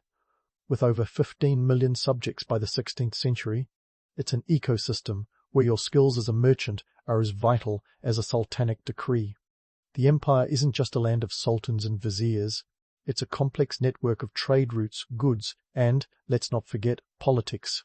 Your day begins early, before the sun has had its morning coffee. You're setting up shop in the Grand Bazaar of Istanbul, one of the largest and oldest covered markets in the world. With over 4,000 shops, you're not just competing against the guy next door, you're up against a small city of commerce. But let's not get ahead of ourselves. You're not just setting up a stall with a few trinkets. No, you're part of a vast network that stretches from the Venetian Republic to the Safavid Empire, dealing in silk, spices, and occasionally, if you're lucky, the odd diamond or two. Silk, the fabric of empires, is a staple of your trade. A bolt of this luxurious stuff could fetch a price equivalent to a year's salary for a labourer, depending on quality and origin. But your journey to procure these silks isn't a solo expedition. The romantic notion of the lone merchant braving the elements and bandits is about as realistic as a unicorn sighting. You're part of a guild, a fellowship of traders who pool resources and share risks. Think of it as the original form of corporate synergy, minus the PowerPoint presentations and irritating team-building exercises. Your wares travel along the legendary Silk Road, a network of trade routes that have been in use for centuries. But by the 16th century, the Silk Road isn't just a dusty path through the desert. It's a sophisticated network of sea and land routes, with the Ottomans sitting right in the middle like a spider in its web. From the east, you receive silks, spices, and ceramics. From the west, you trade in woolen cloth, silver, and, occasionally, the exotic goods of the New World like tobacco. Ah, spices! The currency of the kitchen and, for a time, worth their weight in gold. Pepper, cinnamon, and nutmeg are some of the key players in your inventory. A pound of black pepper might cost a day's wages for a labourer, but for you it's the difference between a good day and a great one. These spices aren't just for flavour, they're status symbols, much like having the latest smartphone. And you, my friend, are the equivalent of a 16th century tech mogul. But let's not romanticize too much. The life of a merchant is fraught with its own perils. You've got to navigate not only the physical landscapes, but also the political ones. The Ottoman Empire is a patchwork of different cultures and religions, and keeping everyone happy is like trying to juggle flaming torches. You need permits, you need protection, and most of all, you need to pay taxes. Lots of taxes. The empire isn't shy about collecting its due, and failing to pay up could result in a swift trip to the local jail, or worse. And while we're debunking myths, let's talk about those supposed adventurous journeys. Sure, you travel, but it's less epic journey and more long, dusty slog. You're as likely to encounter bandits as you are a decent inn, and trust me, the romance of sleeping under the stars wears off after the first few nights. Instead, you rely on caravanserais, roadside inns where you can rest your weary head and swap tales with fellow merchants. These places are the medieval version of a truck stop, complete with questionable food and uncomfortable beds. Your success as a merchant isn't just about the goods you sell, but the relationships you build. Networking isn't a modern invention. It's been around as long as humans have had something to trade. You're part of a guild, sure, but you're also part of a broader community of traders, artisans, and even the occasional noble who's decided to try their hand at commerce. These connections are your lifeline, offering protection, information, and most importantly, credit. Because let's face it, even in the 16th century, cash flow is king. So, when you're in the market, haggling over the price of silk or spices, remember that you're part of a vast, interconnected web of commerce. You're not a lone wolf, but a cog in a massive machine that drives the economy of one of the world's most powerful empires. It's a life of complexity and risk, but one that offers the potential for great reward. Just remember to keep your wits about you, count your coins twice, and never, ever trust a trader who smiles too much. Ah, the life of a 16th century Ottoman merchant, filled with more twists and turns than a Turkish bazaar. So let's dive into the nitty-gritty of getting your goods from point A to point B, across a vast empire that makes modern-day logistics seem like a cakewalk. Buckle up, because the journey isn't for the faint-hearted or the light-pocketed. First off, let's chat about your primary mode of terrestrial transport, the camel caravan. Think of these humpbacked creatures as the original 18-wheelers. Sure, they spit and smell like a gym locker room after a heatwave, but they're the most reliable way to haul your precious cargo through the rugged landscapes of the Middle East. We're talking about distances that could stretch over 500 miles, from Aleppo to Baghdad, with each trek taking up to 90 days. And let's not forget the cost. Feeding and watering a camel caravan isn't cheap. You're looking at expenses equivalent to several modern-day mortgages just to keep these ships of the desert moving. Now, if you're thinking you'll just pop over to the nearest port and sail your goods across the Mediterranean, think again. Maritime voyages in the 16th century are a masterclass in patience and prayer. Ships are wooden, leaky, and about as reliable as your uncle's old station wagon. You've got pirates on the prowl and storms that'll toss your vessel like a cat with a ball of yarn. Insurance? Forget it. You're more likely to find a unicorn selling life policies. Still, the sea is a necessary evil if you want to tap into the lucrative markets of Venice or the bustling bazaars of Alexandria. A typical sea voyage from Istanbul to Venice can take anywhere from a few weeks to a couple of months, depending on the winds, tides, and whether your captain is more Captain Jack Sparrow than competent navigator. Needless to say, you're paying a pretty penny for maritime transport, enough to make you groan louder than the ship's creaky hull. But here's a twist. The Ottomans aren't just sitting around twiddling their thumbs while you wrestle with the logistics of trade. Enter the Ottoman postal system, a marvel of medieval innovation that's about to make your life a whole lot easier. Forget the image of isolated merchants scribbling letters by candlelight. The Ottomans have established a network of postal stations called menzils, strategically placed about 25 miles apart all across the empire. With this system, even the most far-flung merchant can send messages faster than you can say, carrier pigeon. This postal network isn't just for love letters and gossip. It's a lifeline for trade, allowing merchants like you to coordinate shipments, negotiate prices, and even send a little back and forth to ensure your goods aren't being sold out from under you. The speed and efficiency of these couriers rival modern express services, with riders changing horses at each menzil to keep the mail moving at a brisk pace. In fact, the Ottomans are so savvy about the power of communication that they even employ a special class of postal couriers called ulaks, who can cover up to 100 miles a day. How's that for one 16th century express delivery? And unlike the romantic notion of a solitary merchant battling the elements, you're part of an information superhighway that keeps the wheels of commerce turning. Now, let's address the myth that the past was a time of isolation and ignorance. Truth is, the Ottoman Empire is a melting pot of cultures and ideas, with merchants like you acting as conduits. You're swapping not just goods but knowledge, everything from new navigational techniques to the latest culinary trends. You're like a living, breathing Wikipedia page, constantly updated with the latest scoop from lands afar. In this bustling network of trade and communication, you've got to be as sharp as a sultan's sword. Every deal, every negotiation is a dance of wit and strategy, and one false step could spell disaster. You're not just trading silks and spices, you're trading trust and reputation. And in an empire as vast and diverse as the Ottomans, those are currencies more valuable than gold. As you navigate the complex web of trade routes, you're constantly weighing risks against rewards. Is it worth the perilous journey across the desert for a shipment of rare saffron? Or should you play it safe and stick to tried-and-true routes? These are the questions that keep merchants like you up at night, pondering over maps and ledgers by the flickering light of an oil lamp. But let's not get too caught up in the romance of it all. The reality is, the life of a merchant is as much about survival as it is about success. You're dealing with unpredictable markets, capricious weather, and, let's not forget, the ever-watchful eyes of the Ottoman officials ready to swoop in and claim their share of your hard-earned profits in taxes. Yet, amid the chaos and challenges, there's a certain allure to this life.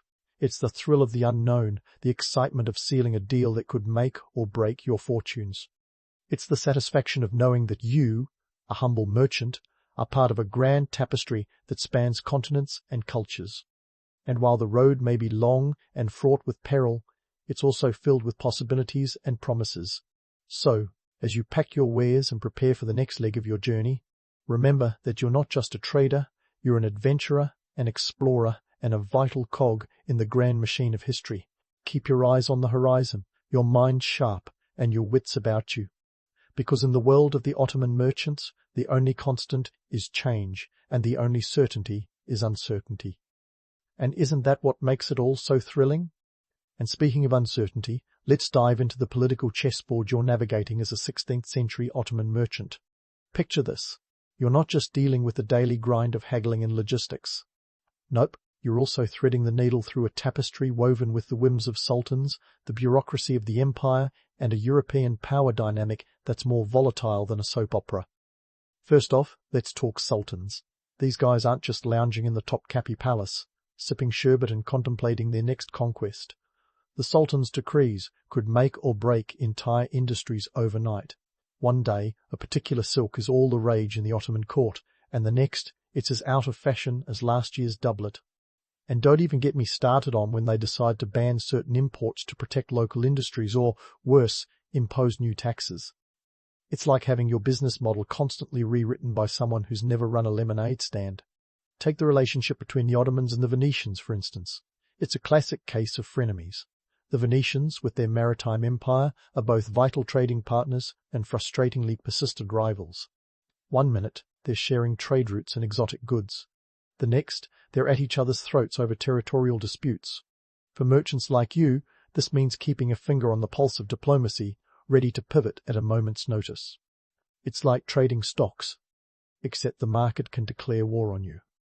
And while we're busting myths, let's address the image of the merchant as a shadowy figure dealing in back-alley transactions. Sure, there were some shady dealings. Human nature hasn't changed much, but in reality, you're more of a diplomat than a gangster. Politics is your second language, and you've got to be fluent if you want to survive. That means knowing who to bribe and when to do it, a skill as crucial as knowing the current exchange rate for saffron. Now, about that Ottoman bureaucracy, it's as labyrinthine as the Grand Bazaar itself, with layers upon layers of officials, each with their hands outstretched for a piece of your profit. You've got qadis, the local judges who enforce the Sultan's laws, and then there are the customs officials, who seem to invent new fees faster than you can say import duty. Navigating this web of bureaucracy requires the patience of a saint and the cunning of a fox. Forget the idea of a straightforward trade transaction. Every deal is a dance with paperwork. Meanwhile, the Ottoman Empire isn't just a monolith of Turkish culture. It's a kaleidoscope of ethnicities, religions, and languages. This melting pot adds a rich flavor to your business operations, but also means you're juggling more than just your inventory. You've got to be sensitive to cultural nuances, knowing when to nod, smile, or invoke the right deity to clinch a deal. It's a masterclass in cultural diplomacy, and a wrong move could cost you more than a sale. You're also contending with the empire's military ambitions, which can be both a boon and a curse. On the one hand, a successful campaign might open up new trade routes or markets. On the other, it could drain the treasury, leading to increased taxes or, worse, conscription of your best caravan guards into the Sultan's army. It's like having a business partner with a gambling problem. Exciting when they're winning, disastrous when they're not. And let's not overlook the role of religion in your daily dealings. The Ottomans, while predominantly Muslim, are surprisingly tolerant of other faiths, especially when there's profit involved. As a merchant, you can trade freely with Christians, Jews and others, which is a boon for your business. But you've got to be a chameleon, adapting your pitch to suit your audience's beliefs and customs. It's less about selling goods and more about selling yourself as a trustworthy partner. What's truly fascinating is how these merchants, often seen as the backbone of the economy, wield influence that would make modern lobbyists green with envy. Your success hinges on your ability to read the political winds, anticipate shifts in power, and adjust your strategies accordingly. This isn't just commerce, it's political maneuvering at its finest, and it requires a level of acumen that would put most politicians to shame. And speaking of influence, let's not forget the role of trade guilds. These aren't just groups of traders, they're powerful entities that can sway local politics and even influence sultanic decisions. Being part of a guild offers protection and resources, but it also means playing by their rules. Think of it as a medieval version of a corporate lobby, complete with backroom deals and strategic alliances. Now, let's tackle the notion of the merchant as a solitary figure, toiling away in the shadows. In truth, you're a social butterfly, flitting from one gathering to the next, building networks that are as crucial to your success as the goods you sell. Whether it's sharing a hookah with a local official or attending a lavish banquet hosted by a fellow trader, these social interactions are where deals are made and alliances forged. It's not just about what you know, but who you know, and who owes you a favor. In this world of constant change and intrigue, you're not just a trader, you're a storyteller, weaving narratives that captivate your clients and charm your competitors. Whether it's spinning tales of your latest journey across the Silk Road or embellishing the origins of your finest silks, you're selling more than goods, you're selling a dream. And in an era where legends are as valuable as gold, that's a skill worth its weight in spices. So, as you navigate the complex social and political landscape of the Ottoman Empire, remember that you're not just a merchant, you're a maestro, conducting a symphony of trade, diplomacy, and survival. And while the path may be fraught with challenges, it's also paved with opportunities for those bold enough to seize them. Keep your wits sharp, your allies close, and your ambitions even closer, because in this ever-shifting world, fortune favors the shrewd and the daring. So, as you navigate through this ever-shifting world, consider the cultural ripple effect your trade is creating. You, my friend, are not just hauling silk and spices, you're a cultural ambassador, a 16th century influencer, if you will. Every bolt of brocade and sack of saffron carries with it a piece of the world, spreading ideas faster than a viral tweet. And let's dive into one of the most impactful items in your arsenal, coffee. Ah, coffee. The dark elixir that fuels the modern world's obsession with productivity. But back in the 16th century, it's a new sensation, bubbling its way from the Ethiopian highlands to the bustling streets of Istanbul and beyond. The Ottomans love it so much that they've practically turned it into an art form, complete with elaborate coffee houses that serve as the social media platforms of their day. Imagine Facebook, but with fewer cat videos and more political debates over tiny cups of thick, aromatic brew. You're not just selling beans, you're spreading a social revolution. Coffee houses become the epicenters of news, gossip, and philosophy. A place where merchants, scholars, and poets mingle over cups of coffee, discussing everything from the latest court intrigues to potential trade alliances. In a way, these beverages are the original catalysts for cultural exchange, sparking ideas that travel as widely as your goods. And speaking of goods, let's talk textiles. Ottoman merchants are like the trendsetters of the Renaissance, introducing Europe to the vibrant patterns and luxurious fabrics of the East. Velvet, silk, and brocade from the empire find their way into the wardrobes of European aristocrats, effectively turning their fashion sense up a notch. You're not just peddling cloth, you're dictating style trends that ripple across continents. The demand for these textiles is so high that a single bolt of silk could cost a small fortune, equivalent to a modern-day luxury car. But let's not sugarcoat it. As romantic as it sounds, this cultural mingling isn't all seamless exchanges and harmonious coexistence. The concept of the exotic East is as much a Western fantasy as it is a reality, a romanticized notion that leaves out the nitty-gritty complexities of cultural exchange. For every Venetian who swoons over an Ottoman tapestry, there's a merchant like you navigating the cultural minefields of religious taboos and local customs. Take language, for example. As a merchant, you've got to be a polyglot, switching tongues as easily as you switch currencies. The Ottoman Empire is a linguistic buffet, with Turkish, Arabic, and Persian dominating the menu, not to mention the European languages you'll encounter in your travels. You're like a verbal chameleon, adapting your pitch to suit your audience, whether it's a Venetian noble or a Persian trader. And let's not forget the culinary exchanges. As spices and ingredients flow along trade routes, they transform European kitchens. Nutmeg, cinnamon, and pepper not only spice up bland dishes but also become status symbols, the culinary equivalent of a luxury watch. You're not just selling ingredients, you're selling a taste of the exotic, a culinary passport to lands far and wide. Yet, amid these exchanges, let's bust another myth. The East isn't just a passive recipient of Western influence. The flow of ideas and goods is a two-way street, with the Ottomans absorbing and transforming foreign innovations. From adopting Western military technology to incorporating European artistic styles, the empire is as much a melting pot as it is a cultural powerhouse. Consider the architectural marvels that arise from this blend of influences. Ottoman architects take the best of Byzantine, Persian, and even Italian styles to create iconic structures like the Süleymaniye Mosque, a masterpiece that blends form and function in ways that make modern skyscrapers look like cookie-cutter clones. And while we're at it, let's address the notion of the isolated merchant toiling away far from home. The truth is, you're more connected than ever, part of a network that spans continents and cultures. You're like an ancient LinkedIn, building connections that are as valuable as the goods you trade. Whether it's sharing a meal with a fellow merchant in a caravanserai or striking a deal over a steaming cup of coffee, these interactions are the lifeblood of your trade. But let's not get too starry-eyed. Behind the glamour and allure of cultural exchange lies the harsh reality of economic competition. For every successful trade, there's a rival merchant undercutting prices or a political shift that threatens to upend your carefully laid plans. It's a constant game of cat and mouse, a high-stakes chess match where a single misstep could cost you dearly. Yet, it's this very tension that makes your role so vital. You're not just a cog in the economic machine. You're a bridge between worlds, a mediator of cultures who shapes the flow of ideas and goods.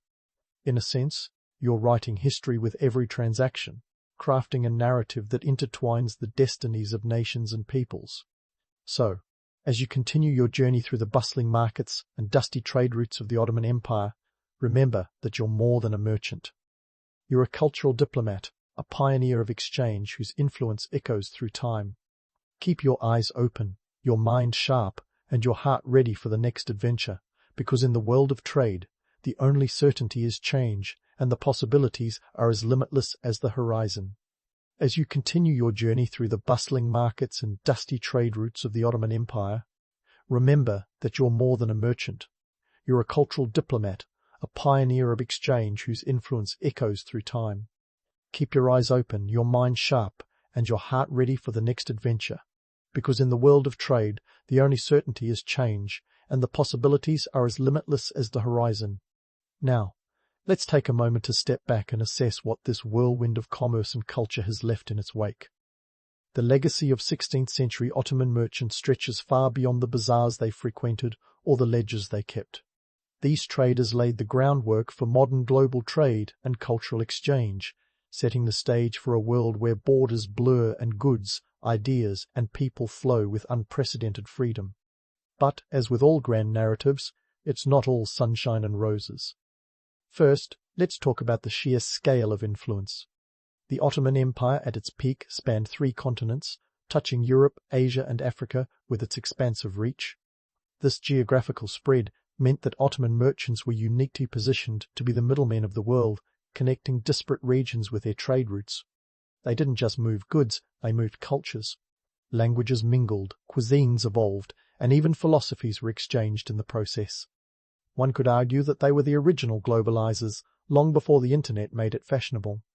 Yet, this grand tapestry of exchange wasn't woven without its share of frayed edges. The romantic image of the suave merchant with a silver tongue and a world of opportunity at his feet is as misleading as a mirage in the desert. Behind the scenes, life was a relentless grind of risk and negotiation. For every successful voyage, there was the ever-present threat of piracy, banditry, or simply losing it all to a storm at sea. Travel insurance? Forget it. A merchant's life was a gamble, where the stakes could be as high as life itself. And let's not ignore the economic realities that defined this era. The Ottoman state was an intricate machine, and merchants were its lubricating oil, ensuring everything ran smoothly. But this came at a price. Taxes were as inevitable as the sunrise, with officials more than happy to dip their hands into your profits. The sheer bureaucracy involved in securing permits and paying duties was enough to make even the most patient merchant tear their hair out. It was a world where the only certainty was uncertainty, and adaptability was the name of the game. Moreover, while the Ottomans were masters of adaptation, embracing innovations and influences from the cultures they encountered, the flip side was a degree of cultural tension and conflict.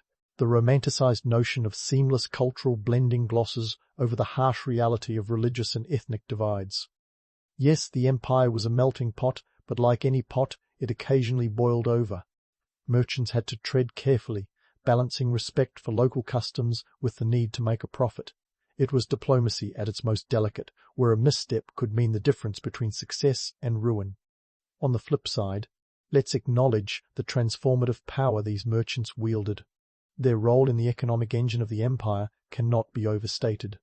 By creating networks that spanned continents, they essentially shrank the world, making it more interconnected than ever before. The supply chains and trade practices established during this period laid the foundation for modern commerce. The next time you click Buy Now on an online shopping spree, spare a thought for those intrepid traders who mapped the commercial routes we take for granted today. But perhaps the most enduring legacy of these Ottoman merchants isn't found in ledgers or maps, it's in the cultural exchanges they facilitated.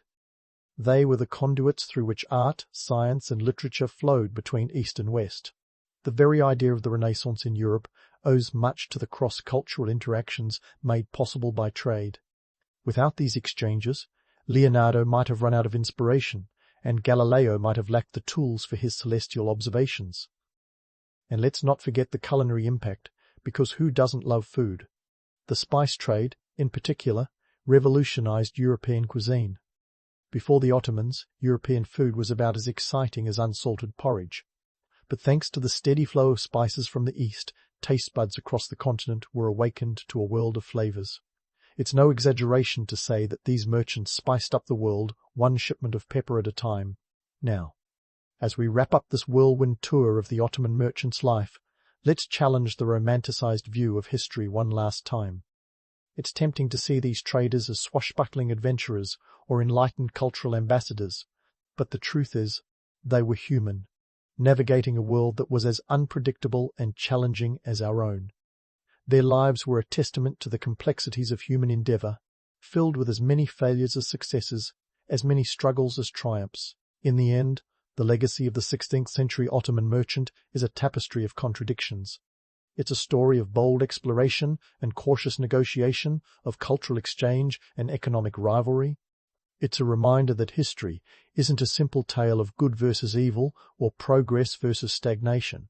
It's a complex dance of competing interests and clashing cultures, where the only constant is change. So, the next time you sip a cup of coffee, marvel at a piece of intricately woven fabric, or enjoy a meal spiced to perfection, remember the traders who helped make it all possible. They were the unsung heroes of their time, forging connections that would shape the world for centuries to come. Their story is a testament to the enduring power of trade and the indomitable spirit of those who dared to dream beyond borders. And with that, dear listener, our journey through the vibrant, challenging, and endlessly fascinating world of the 16th century Ottoman merchant comes to a close. Until next time, keep your curiosity alive and your imagination wandering, because history is full of stories just waiting to be discovered. In the bustling cradle of civilization, where clay tablets were the iPads of their day and ziggurats towered like ancient skyscrapers, Mesopotamia was all about the blend, geographically, culturally, and especially religiously. Here, between the Tigris and Euphrates, life was a festival, quite literally. Religious festivals were the social glue holding the city-states of Uruk, Babylon, and their neighbors together. But don't be fooled into thinking these were just solemn affairs of prayer and incense. Oh no, these festivals were the ancient world's Coachella, minus the flower crowns, but with plenty of divine drama. Mesopotamia was the place where religion was the ultimate influencer.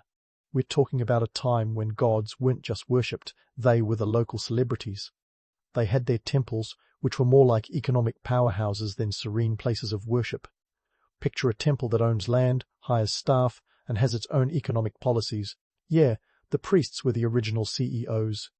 And these festivals? They were the shareholder meetings, the social mixers, and the political rallies rolled into one. Let's talk geography. The Mesopotamian region wasn't just a flat, dusty expanse. It was a land of contrasts, with fertile plains that could support massive populations, up to 50,000 people in cities like Uruk around 2900 BCE. Yes, that's right, Uruk was the New York City of its time, minus the bagels, but with plenty of barley. Babylon, with its legendary hanging gardens, if they weren't just a myth, was another heavyweight straddling trade routes like a boss. These city-states were competitive, vying for resources and prestige, and festivals were the ultimate flex. Religion was the heart and soul of Mesopotamian society. You didn't just have a god, you had a pantheon. Anu, Inanna, each had their domain, their followers, and their festivals.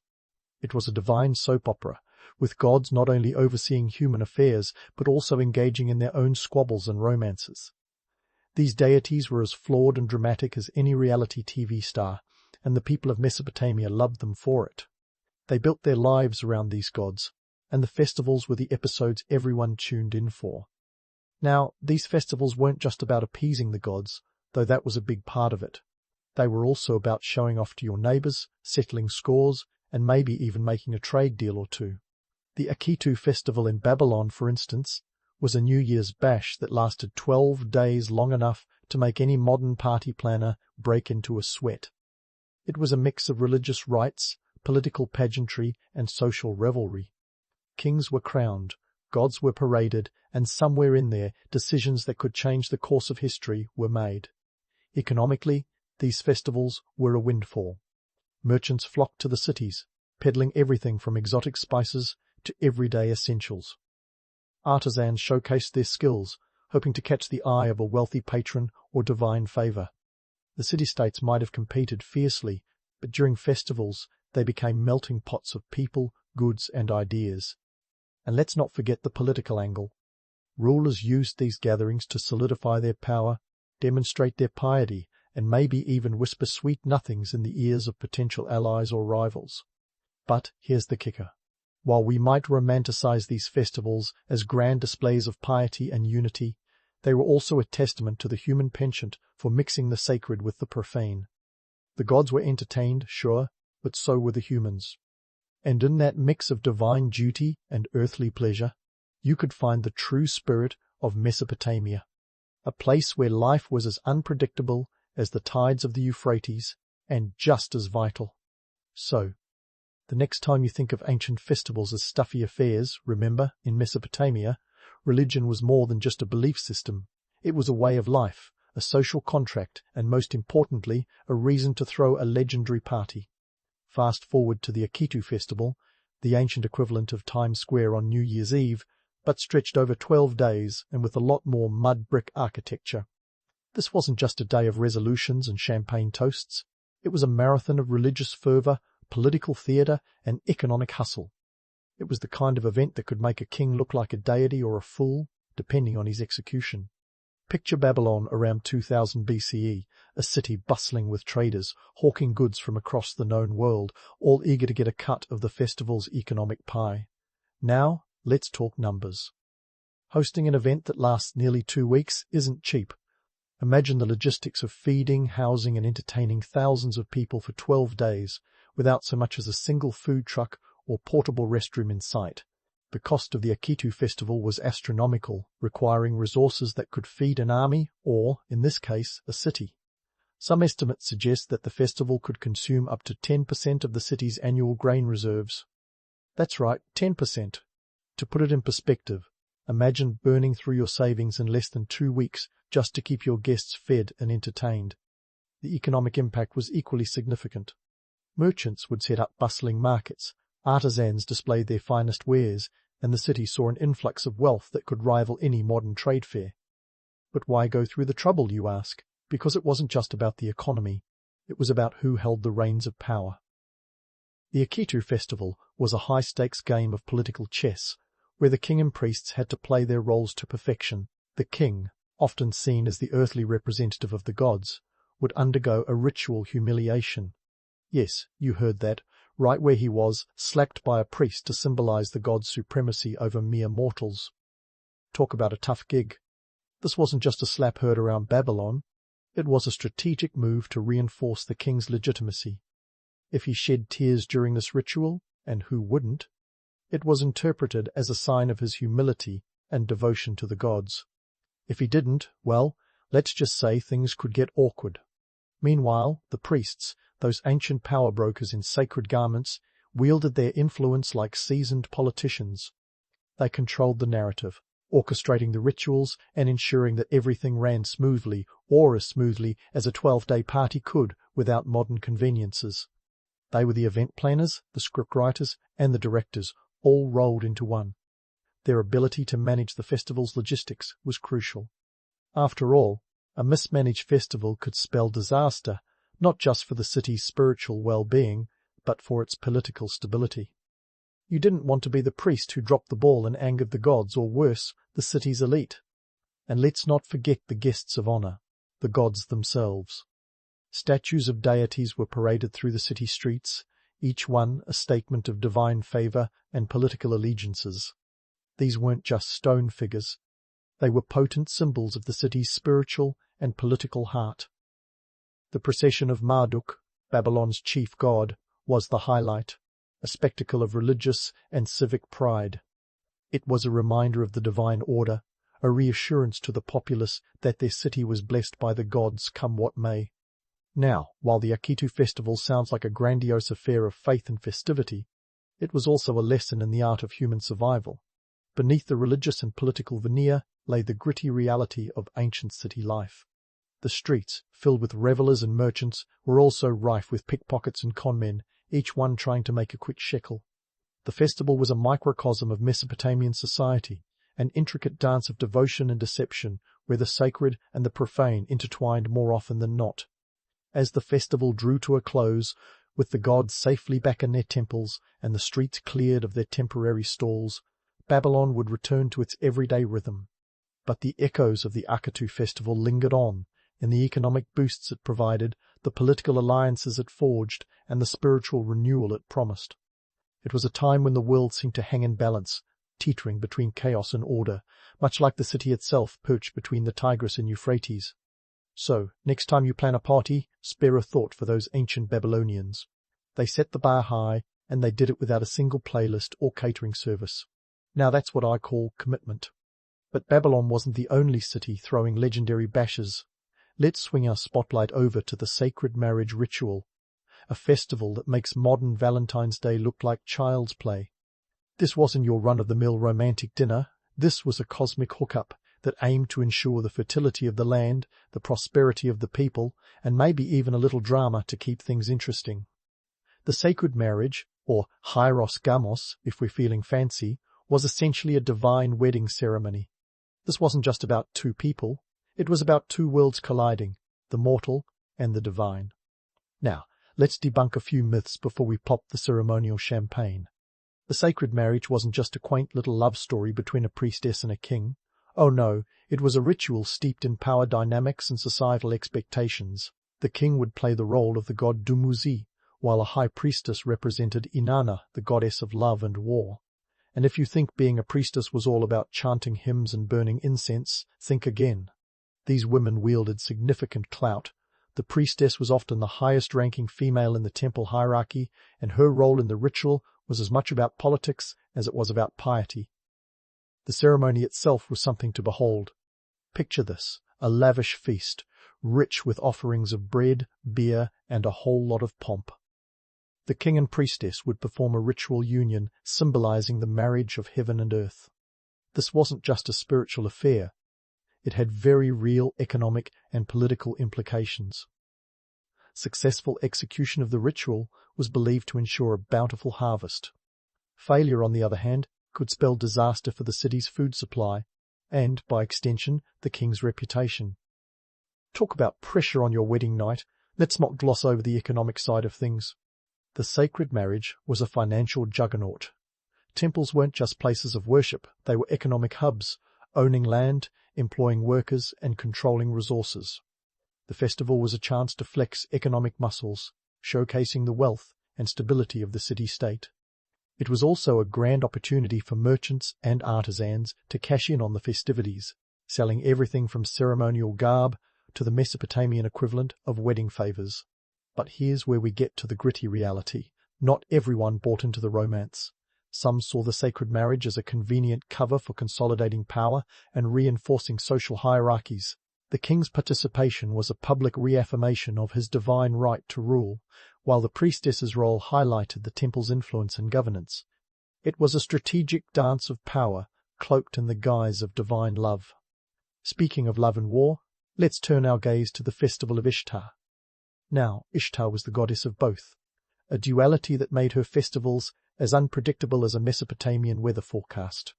The festival was a heady mix of celebration and solemnity, reflecting the multifaceted nature of Ishtar herself. This was an event where you could witness everything from sacred processions to downright debauchery, each part serving a purpose in the grand scheme of things. The myths surrounding Ishtar are as varied as they are captivating. Known for her tempestuous love affairs and fierce battles, Ishtar was the kind of goddess who didn't do anything by halves. The festival in her honor was no different. It involved rituals that celebrated her aspects as both a life-giver and a warrior.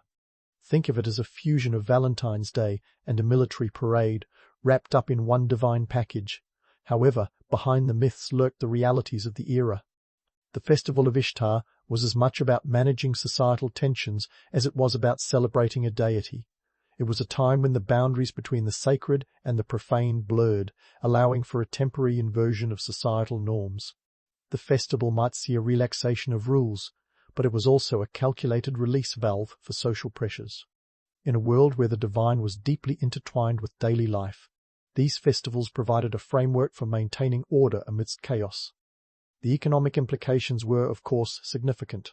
Temples orchestrating these events wielded considerable influence over the distribution of resources.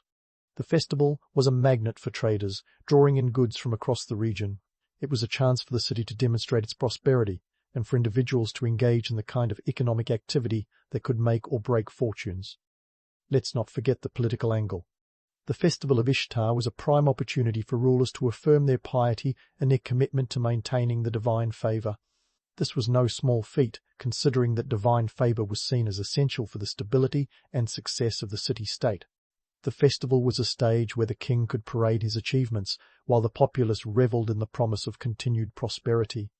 But, as with all things in ancient Mesopotamia, the festival wasn't just what it seemed on the surface. It was a complex interplay of myth and reality, where the sacred rituals were often overshadowed by the pragmatic concerns of the day. For all its grandeur, the festival of Ishtar was a reflection of the human condition, messy, unpredictable, and endlessly fascinating. As we wrap up this exploration of Mesopotamian festivals, it's clear that these events were more than just ancient parties. They were the heartbeat of a society that understood the power of ceremony and the importance of spectacle. The festivals were a testament to human ingenuity and the enduring quest for meaning in a world filled with uncertainty. They remind us that beneath the veneer of myth and ritual lay the very real stories of people striving to make sense of their place in the cosmos. And so, the story of Mesopotamian festivals continues, a vibrant tapestry woven from the threads of history and legend. As we delve further into their intricacies, we'll uncover even more layers of meaning that have shaped the human experience for millennia. Stay tuned, because there's plenty more where that came from. As we peel back the layers of Mesopotamian festivals, it's high time we give credit where credit's due to the everyday folks and women who made these events tick, often overshadowed by the glitzy spotlight on royalty and priests. Let's dive into the unsung stories, shall we? Because, believe it or not, behind every great god there was a hard-working populace making sure the show went on without a hitch. First, let's talk about the women. In Mesopotamian society, women weren't just passive participants in these grand spectacles, they were often the backbone of the operation. While the kings were busy getting ritually slapped, not a career highlight, and priests were scripting divine dramas, women were keeping the gears greased. Take the high priestesses, for example. They weren't just there for the ceremonial glamour.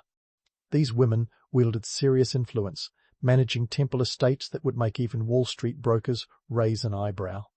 Temples were economic juggernauts, and the priestesses were the CFOs of their time, managing lands and resources with all the acumen of a modern-day tycoon. Now, what about the commoners?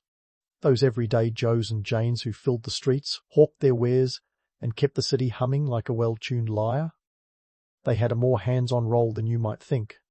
During major festivals, the influx of visitors turned cities into a bustling bazaar, and the common folk were right in the thick of it.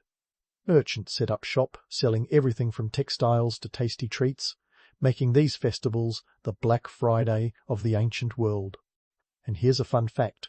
Archaeological evidence suggests that during the Akitu festival, the population of Babylon could swell by up to 30%. That's a lot of people to feed, entertain, and occasionally pickpocket if you were of the entrepreneurial persuasion. Speaking of food, let's not forget the bakers and brewers. These festival MVPs ensured that nobody went hungry or thirsty. Because let's face it, nothing says divine celebration quite like copious amounts of bread and barley beer. The logistics of feeding a city during a festival were nothing short of Herculean, with records indicating that thousands of loaves and gallons of beer were consumed daily. Picture the scene. A bustling kitchen the size of a football field, staffed by an army of bakers working around the clock. It was a yeast-fueled frenzy, and all without the convenience of modern ovens or refrigeration. So, how did all of this affect the social order? Well, these festivals were a time when social norms could temporarily flip on their heads. Think of them as the ancient version of Mardi Gras, where the lower classes could indulge in revelries usually reserved for their betters. But don't get too romantic about the whole egalitarian vibe. At the end of the day, the festivals reinforced the existing power structures. The king's ritual humiliation, the priest's orchestrations. They were all carefully choreographed performances designed to remind everyone of their place in the cosmic order. Yet, amidst the political theatre and economic hustle, there was an undeniable sense of community. These festivals were one of the few times when the diverse populace of a city could come together, united in celebration and shared belief. In a world where life was often precarious and the whims of nature could mean feast or famine, the festivals were a vital anchor. They provided not just economic sustenance, but also a psychological balm against the uncertainties of life. And let's not sugarcoat the role of superstition. The belief that these elaborate rituals could influence everything from the weather to the economy was a powerful motivator. It might seem quaint now, but in a time when scientific explanations were few and far between, the idea that divine favor could be courted through ceremony was a comforting thought. After all, when you're living cheek by jowl with the unpredictable Tigris and Euphrates, a little divine reassurance goes a long way. Of course, the role of women and commoners wasn't confined to the logistical. They were active participants in the rituals themselves. During the Ishtar festival, for example, women played key roles in the processions and celebrations, often embodying the goddess's multifaceted nature. These festivals were a rare opportunity for women to step into the spotlight, albeit briefly, and wield public influence in a male-dominated society. Now, before we get too carried away with the idea of ancient gender equality, let's ground ourselves in reality. While women had notable roles, the patriarchal structure of society was as firm as a ziggurat. Their participation was largely confined to religious contexts, and the power they wielded was often contingent on their association with temple activities. But even within these constraints, women found ways to assert their presence and influence, shaping the festivals in ways that reverberated throughout the community. As for the commoners, their participation was both a blessing and a burden. The festivals provided a welcome break from the grind of daily life, a chance to revel in the city's prosperity and partake in the divine drama. But they also served as a reminder of the social hierarchies that defined Mesopotamian life. For every merchant who struck it rich during the festival, there were countless others who returned to their fields and workshops with little more than memories of the festivities to sustain them through the lean times. So, what's the takeaway here? These festivals were a complex tapestry of faith, power, and community. They were a testament to the ingenuity and resilience of a society that understood the art of spectacle and the necessity of ritual. They remind us that beneath the grandiosity and myth lay the everyday stories of people striving to make sense of their place in a world as unpredictable as the rivers that cradled their civilization. As we prepare to delve into the final act of our Mesopotamian saga, remember that these festivals were more than just ancient parties. They were the lifeblood of a society that knew how to blend the sacred with the profane, the divine with the mundane.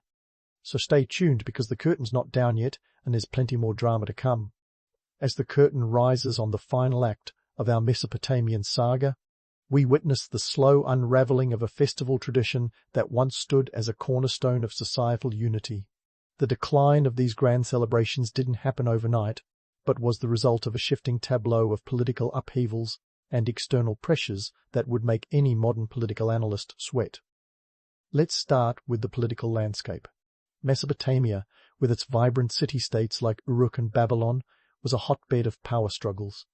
These cities weren't just neighbours, they were frenemies in a constant state of flux. By the time the Neo-Assyrian Empire rolled around in the 7th century BCE, the political map of the region was as stable as a Jenga tower on a windy day.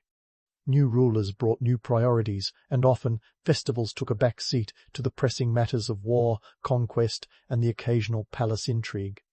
The Assyrians, for instance, with their military prowess and penchant for empire building, redirected resources that once funded grand festivals towards maintaining a sprawling empire that stretched from modern-day Turkey to Egypt. Imagine swapping out your yearly holiday budget to cover the cost of an ever-expanding army. It's not hard to see why the lavishness of traditional festivals began to wane. The Akitu festival, once the pride of Babylon, saw its grandeur shrink as the city's focus shifted to surviving under foreign rule. Then there were the external influences. Enter the Persians, whose arrival in 539 BCE under Cyrus the Great ushered in a new era. They conquered Babylon, and while they were relatively hands-off rulers, allowing local customs to persist, they brought with them their own cultural and religious practices that gradually seeped into the local traditions. The Zoroastrian faith, with its emphasis on fire rituals and a dualistic worldview, added a new flavour to the religious potluck of the region. Over time, Mesopotamian festivals began to morph, blending elements of old and new in a way that might have left the gods scratching their divine heads. Economic realities also played a formidable role in the decline of these festivals. As trade routes shifted and new powers emerged, Mesopotamia found itself no longer the bustling crossroads of commerce it once was.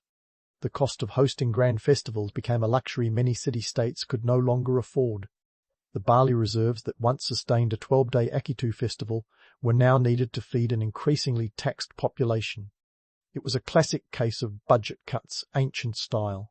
But let's not paint a picture of doom and gloom without acknowledging the legacy these festivals left behind. While the grand spectacles may have faded, the core elements of these celebrations continue to echo through time. Take the idea of the New Year festival, for instance. The Akitu festival, with its rituals of renewal and divine reaffirmation, laid the groundwork for our modern celebrations. When you pop a champagne cork on New Year's Eve or make a resolution, you're participating in a tradition that dates back millennia, albeit now with fewer priests and more confetti. Moreover, the notion of using festivals as a stage for political theatre didn't disappear with the last Mesopotamian king. Modern political rallies, with their pageantry and pomp, owe a debt to ancient rituals where leaders showcase their divine right to rule. And let's not forget the economic boost that festivals provided, a concept that lives on in today's world where cities vie to host events like the Olympics or World Fairs, hoping for a similar windfall. Now, as we wrap up this epic journey through the dust and drama of Mesopotamian festivals, let's reflect on the human condition that underpins these ancient stories. Festivals, at their core, are about connection between people, between communities, and between the mortal and divine. They're a testament to our enduring need to come together, to celebrate, to mourn, and to find meaning in the chaos of life. The ancient Mesopotamians understood this, even as their world shifted around them. So, as you sip your morning coffee or unwind with an evening glass of wine, remember the echoes of those ancient festivals that resonate through today's celebrations. The grand ziggurats may have crumbled, and the gods' statues may lie buried under centuries of history, but the spirit of those festivals lives on. It's there in every gathering that seeks to bridge the gap between the mundane and the extraordinary, between the past and the present. And while we may have traded sacrificial lambs for sparklers and fireworks, the essence remains unchanged, a testament to the timelessness of human tradition. In the end, the story of Mesopotamian festivals is as much about us as it is about them. It's a reminder that while empires rise and fall, the threads of human experience are woven into a tapestry that spans both time and space. So here's to the ancient revelers, the priests, the kings, and the everyday folks who danced in the shadow of the ziggurats. Their legacy is our inheritance, and their festivals our ongoing celebration. And in a world that often feels as unpredictable as the Tigris and Euphrates, that's something worth raising a glass to, don't you think? In the sleepy village of Domremy, where even the cows seem to chew their cud with a touch of ennui, Joan of Arc's story began, born around 1412 because back then, exact dates were more of a suggestion.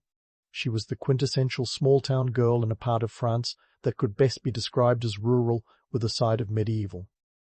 The village itself was no more than a blip on the map, if maps had actually bothered with such details.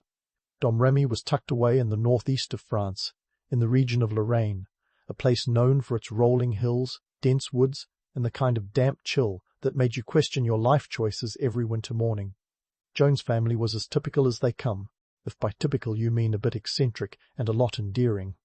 Her father, Jacques d'Arc, was a tenant farmer, which essentially meant he worked land he didn't own, and he was about as likely to be found napping in the field as working it.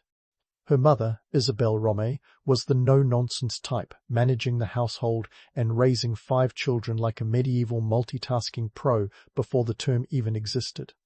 Joan had 3 brothers, Jacquemin, Pierre, and Jean, and a sister Catherine, who might have been a bit of a ghost in historical records, disappearing almost entirely in the annals of history. Life in Domremy wasn't all hay bales and ploughshares. The 100 Years' War was raging, the kind of prolonged family feud that makes any Thanksgiving squabble look like a group hug. England and France were at it, with the English claiming chunks of French real estate like they were collecting properties on a particularly aggressive game of medieval Monopoly. Domremy was loyal to the French crown, even though the actual king, Charles VII, was a bit of a hapless figure at this stage, more known for his indecision than any grand strategy. The village, while small, had its share of colourful characters, like any self-respecting hamlet in the middle of nowhere. There was the local priest, who probably doubled as a gossip columnist, and a blacksmith who was convinced every problem could be solved with a bigger hammer. There were perhaps a few dozen families, and everyone knew everyone else's business, sometimes even before it happened. It's said that on particularly slow days, the townsfolk would gather just to watch the clouds roll by, debating whether they looked more like sheep or dragons. Joan, despite her later fame, was a fairly unremarkable child according to the standards of the day. She wasn't particularly tall, as contemporary accounts describe her as of medium height, and she didn't have any special skills beyond a knack for tending sheep and a surprisingly good sense of direction, which was no small feat in an era before Google Maps. But what set her apart was her unshakable faith, a belief that was as steadfast as a cathedral's stone walls. By the age of 13, while most kids today are trying to figure out algebra, Joan claimed to start hearing voices. Divine ones, not the kind that suggest you should switch to decaf. These voices, according to Joan, were none other than St. Michael, St. Catherine, and St. Margaret. They didn't just pop by to say hello, they had a message, a divine mission, if you will. The gist? Save France from the English. No pressure, right? It's a bit like being told by celestial beings to win the Super Bowl when your only experience is a backyard game of touch football. Joan, however, didn't blink. She took it all in stride, a teenager with a vision, literally. Her family, understandably, was sceptical. Jacques d'Arc wasn't exactly thrilled at the prospect of his daughter gallivanting off to war. He would have preferred she stick to more traditional pastimes, like spinning wool or, not leading armies. But Joan was undeterred, her resolve as sharp as the sword she would soon wield. The voices were persistent, and Joan's faith was unwavering, a combination that proved more potent than any medieval marketing campaign. Economically, Domremy wasn't rolling in wealth. It was a place where people lived simple lives, dictated by the seasons and the whims of the harvest. The average villager might have a few coins to rub together, but luxury was as foreign as a Martian sandwich. Despite this, Joan's family was relatively well off for rural standards, owning a few animals and tilling enough land to keep them from outright poverty. This modest prosperity, however, didn't shield them from the realities of the time, like the dreaded tali, the tax that Joan's father knew all too well. It was a levy imposed by the crown. and it often felt like an annual tradition of grumbling and emptying pockets. The social fabric of Joan's world was woven with the threads of feudalism, a rigid hierarchy where your place was mostly determined by birth and the size of your estate. Lords ruled over peasants, and peasants worked the land, hoping for a good harvest and a bit of luck. It was a system that left little room for upward mobility unless you happened to have a divine calling and an extraordinary sense of purpose, both of which Joan possessed in abundance.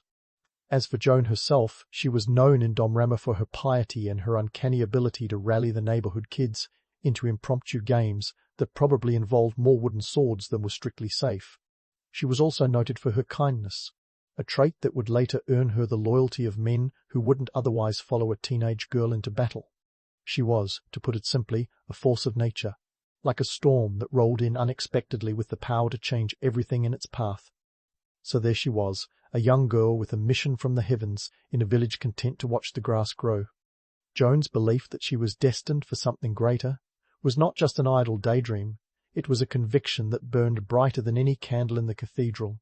It was this spark, this unyielding spirit, that would soon propel her from the pastoral fields of Domremy to the bloody battlefields of France, forever altering the course of history in the process.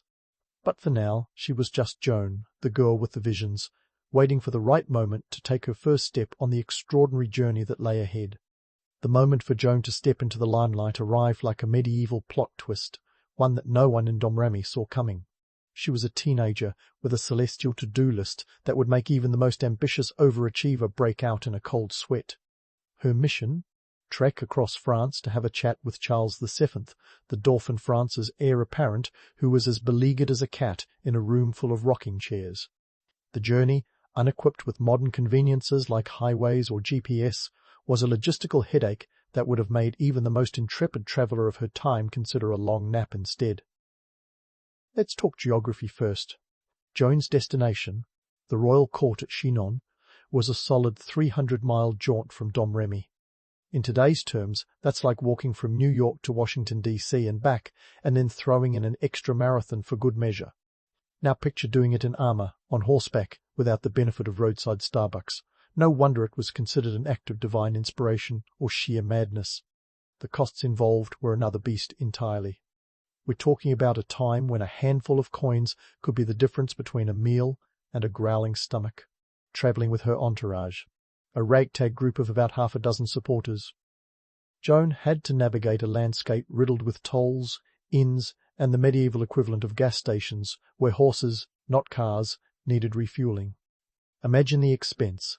A good war horse alone could cost upwards of 200 francs, a small fortune, and that's before you factor in feed, lodging, and the occasional bribe to skirt bandit territory. Ah yes, the bandits, an ever-present threat on the roads. France during the 100 Years' War was less a cohesive nation, and more a patchwork quilt of territories, some loyal to the French crown, others to the English, and a few to whichever side paid better this week. Navigating this treacherous terrain required not just Joan's divine guidance, but also a keen sense of medieval realpolitik. She had to avoid regions where English sympathizers lurked and maneuver through areas patrolled by roving mercenaries who could switch allegiances faster than you could say chivalry is dead. In this chaotic backdrop, Joan's mission was nothing short of audacious. France was a kingdom in crisis, splintered by war and internal strife. The political landscape resembled a chessboard where half the pieces were missing and the other half had been chewed by a particularly aggressive dog. Charles VII, the man Joan was determined to meet, wasn't exactly in the prime of his political career. He was a dauphin without a crown, a leader without a plan, and his court was more focused on internal squabbles than ousting the English. Yet, despite, or perhaps because of this chaos, Joan's star began to rise. Her confidence and conviction were as unyielding as the stone walls of the castle she passed. She was a teenage girl armed with nothing but faith and a belief that she was on a divinely ordained mission. It was an era when women were expected to know their place, which was usually somewhere between the kitchen and the convent. But Joan was no ordinary girl. She was a force of nature, a gale-force wind in a world of gentle breezes.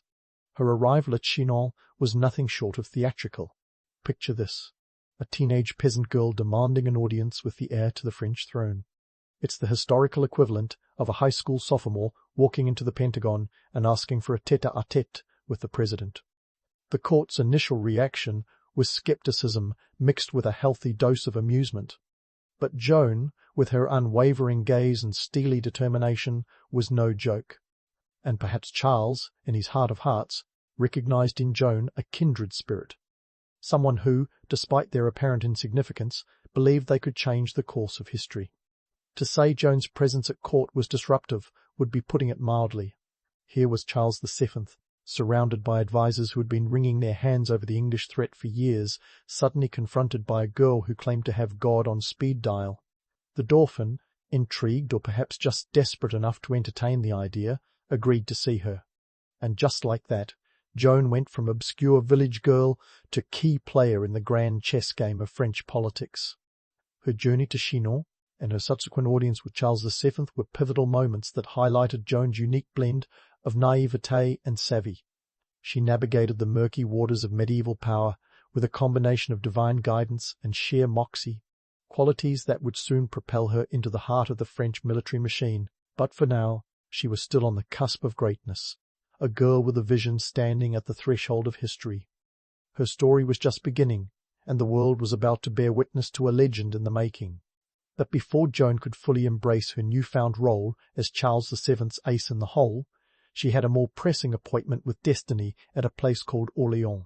Orléans, if you will, was the medieval version of a reality TV show, complete with drama, cliffhangers, and an audience that had no idea what was going to happen next.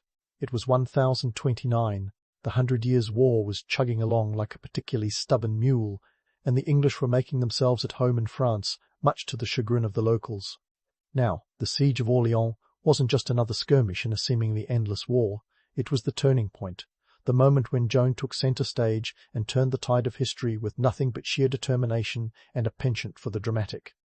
The English had been parked outside Orléans for about 6 months, like that annoying neighbour who just won't move their RV. They were laying siege to the city with all the enthusiasm of a cat ready to pounce, effectively strangling it by cutting off supplies and reinforcements. Enter Joan, stage left, a young woman with a banner in one hand and an army at her back. She arrived at Orléans not just as a beacon of hope, but as a tactical game-changer. Her presence was like a shot of adrenaline to the French forces, who had been teetering on the edge of despair. Here was a teenager who didn't just want to sit at the table, she wanted to flip it over and start a new game. Let's get into the nitty-gritty of medieval warfare, shall we? Forget those epic choreographed battles Hollywood loves to show off. In reality, sieges were less about gallant charges and more about attrition, starvation, and the occasional bout of dysentery. The English had set up a series of fortified positions, or bastilles, around Orléans. Picture them as medieval Airbnb listings, only less cosy and more bristling with archers. Joan's strategy was as daring as it was simple: break the siege by taking out these bastions one by one. She was working with a mix of seasoned veterans and raw recruits, many of whom probably hadn't seen a real battle before Joan came along. She brought not just divine inspiration but a fresh perspective that was sorely needed. In one of her first moves, Joan led an assault on the Bastille of Saint-Loup. The attack was successful, and the French forces, buoyed by their unexpected victory, began to believe that maybe, just maybe, they could turn this thing around. Joan wasn't charging into battle like some kind of medieval superhero, sword swinging and hair blowing in the wind. Her real power lay in her ability to inspire and unify a fractured force, to rally men around a cause greater than themselves. Now, let's pause for a second and address the myth of Joan as the warrior saint. Yes, she was in the thick of things, but she wasn't necessarily the one doing the heavy lifting with a sword. Contemporary sources suggest she carried a banner because it was a rallying point, not because she was about to reenact a scene from Braveheart. Her role was more akin to that of a modern-day coach, motivating her team on the sidelines, urging them to push beyond their limits. The reality of medieval warfare was brutally pragmatic. Battles weren't just about who had the biggest muscles or the sharpest sword. They were chess games played on muddy fields, where strategy and morale often outweighed brute force. Joan understood this intuitively, using the element of surprise and psychological warfare to her advantage. Her very presence was a morale boost, a living symbol that the French hadn't been forsaken.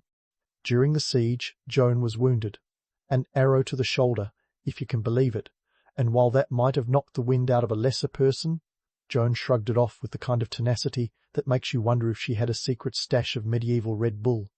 The wound only seemed to fuel her determination, proving to her men that she wasn't some untouchable figurehead but one of them, flesh and blood. Economically speaking, the stakes at Orléans were sky-high. The city was a vital gateway to the rest of France, a linchpin in the struggle against the English. If Orléans fell, the door to the Loire Valley would swing wide open, and with it the heart of France. The cost of losing the city wasn't just measured in francs and soldiers' lives. It was about the future of a nation teetering on the brink of collapse. The siege, with its catapults and crossbows, might seem like a relic of a distant past, but in the context of Joan's story, it's a vivid tableau of human resilience and ingenuity. Joan's presence at Orléans was a catalyst that stirred a weary populace into action, reminding them that hope, however fragile, was still alive. By May 8, 1429, the English forces had had enough. They withdrew, tails between their legs, leaving behind a French army that was, quite frankly, stunned by their own success. It was a victory that defied the odds, a testament to what can happen when belief and strategy align. Joan had not only lifted the siege, but had also lifted the spirits of a nation. The aftermath of Orléans was nothing short of a seismic shift. Joan's reputation soared, and she became the poster child for divine intervention, a walking, talking miracle. But while the myth of Joan as a warrior saint was cemented in the annals of history, it's worth remembering that she was also a master of medieval optics. Her understanding of the power of symbolism and morale was just as important as any sword or shield. The siege of Orléans was more than just a military victory, it was a narrative triumph. Joan had taken a story that seemed destined for tragedy and rewritten it as one of hope and renewal. Her success wasn't just about breaking the English hold on Orléans, it was about breaking the chains of despair that had gripped France for so long. As Joan and her forces celebrated their victory, the legend of the Maid of Orléans was born. Yet, as with all legends, the truth was more complex, more nuanced, and infinitely more human. Joan wasn't just a figurehead or a saint, she was a strategist and a symbol, a girl with a banner and a belief that she could change the world. And change it she did, one siege at a time, leaving a legacy that would echo through the ages. But Joan's story doesn't end here, not by a long shot. Orléans was just the beginning, the first step on a journey that would see her rise to unimaginable heights and face the darkest of challenges. So stay tuned, because the next chapter is where things really heat up. And so it was that Joan, the teenage powerhouse, found herself the talk of France, a living legend, half saint, half strategist. But as anyone with even a passing acquaintance with history knows, when you climb that high, the fall can be spectacular. The next chapter in Joan's life was less about victory banners and more about political intrigue, courtroom drama, and a whole lot of medieval bureaucracy that makes modern red tape look like a day at the spa. Fast forward to May 1430, and Joan was knee-deep in the thick of it again, this time in the northern reaches of France. She was at Compiègne, a strategic city under siege by the Burgundians, those pesky allies of the English. Joan, ever the firebrand, led a sortie to lift the siege, but fate, with its usual flair for irony, decided to play a cruel hand. During the skirmish, Joan was thrown from her horse and, in the chaos, captured by the Burgundians. Cue the dramatic music. Now, being captured was bad enough, but the real kicker was what came next.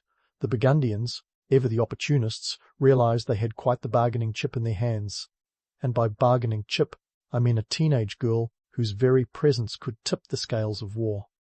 Naturally, they decided to sell her to the English for a cool sum of 10,000 livres, tournois, roughly the cost of a small medieval village, or a particularly extravagant medieval wedding. That's right, Joan was quite literally worth her weight in gold. Once the English had Joan, they weren't about to let this chance slip through their fingers. They had a bit of a problem, see? Joan was more than just a military leader, she was a symbol, a rallying point that made the French believe they could win. So, the English needed to dismantle that symbol, and what better way to do it than through a trial? Not just any trial, mind you. A trial that was more of a kangaroo court than a quest for truth. Joan's trial kicked off in January 1431 in Rouen, the English-occupied capital of Normandy. The courtroom was a who's who of churchmen and English officials, all there with one goal, to discredit Joan and, by extension, the French cause. The charges against her?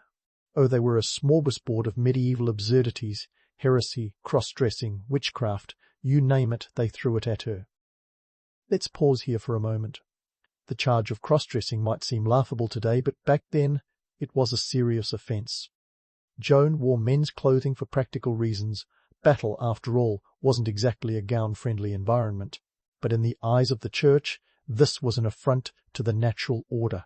Never mind that Joan was leading armies and changing the course of history. Her choice of trousers was apparently the real scandal. The trial itself was a farce, a sham so blatant it would make a modern-day courtroom drama look like a documentary. Evidence? Who needs it? Witnesses? Only if they said the right things.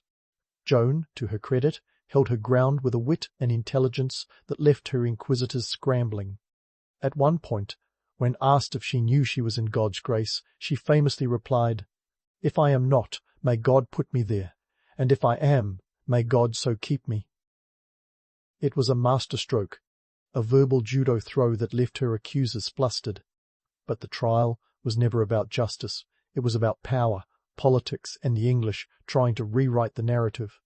The court went to great lengths to paint Joan as a heretic, a label that conveniently undermined her divine mission and, by extension, the legitimacy of Charles VII's reign. The irony? The English would have needed a magnifying glass to find any real heresy in Joan's actions, but why let facts get in the way of a good story? And then there was the paperwork, or rather, the lack of it. The trial records are a testament to medieval inefficiency, with missing documents and clerical errors that would make any modern bureaucrat cringe. It's almost as if the English wanted to lose Joan in a sea of parchment, hoping she'd drown in the ink-stained quagmire. Economically, Joan's trial was a costly affair. The English spared no expense in this theatrical production, because Joan's execution had to send a message.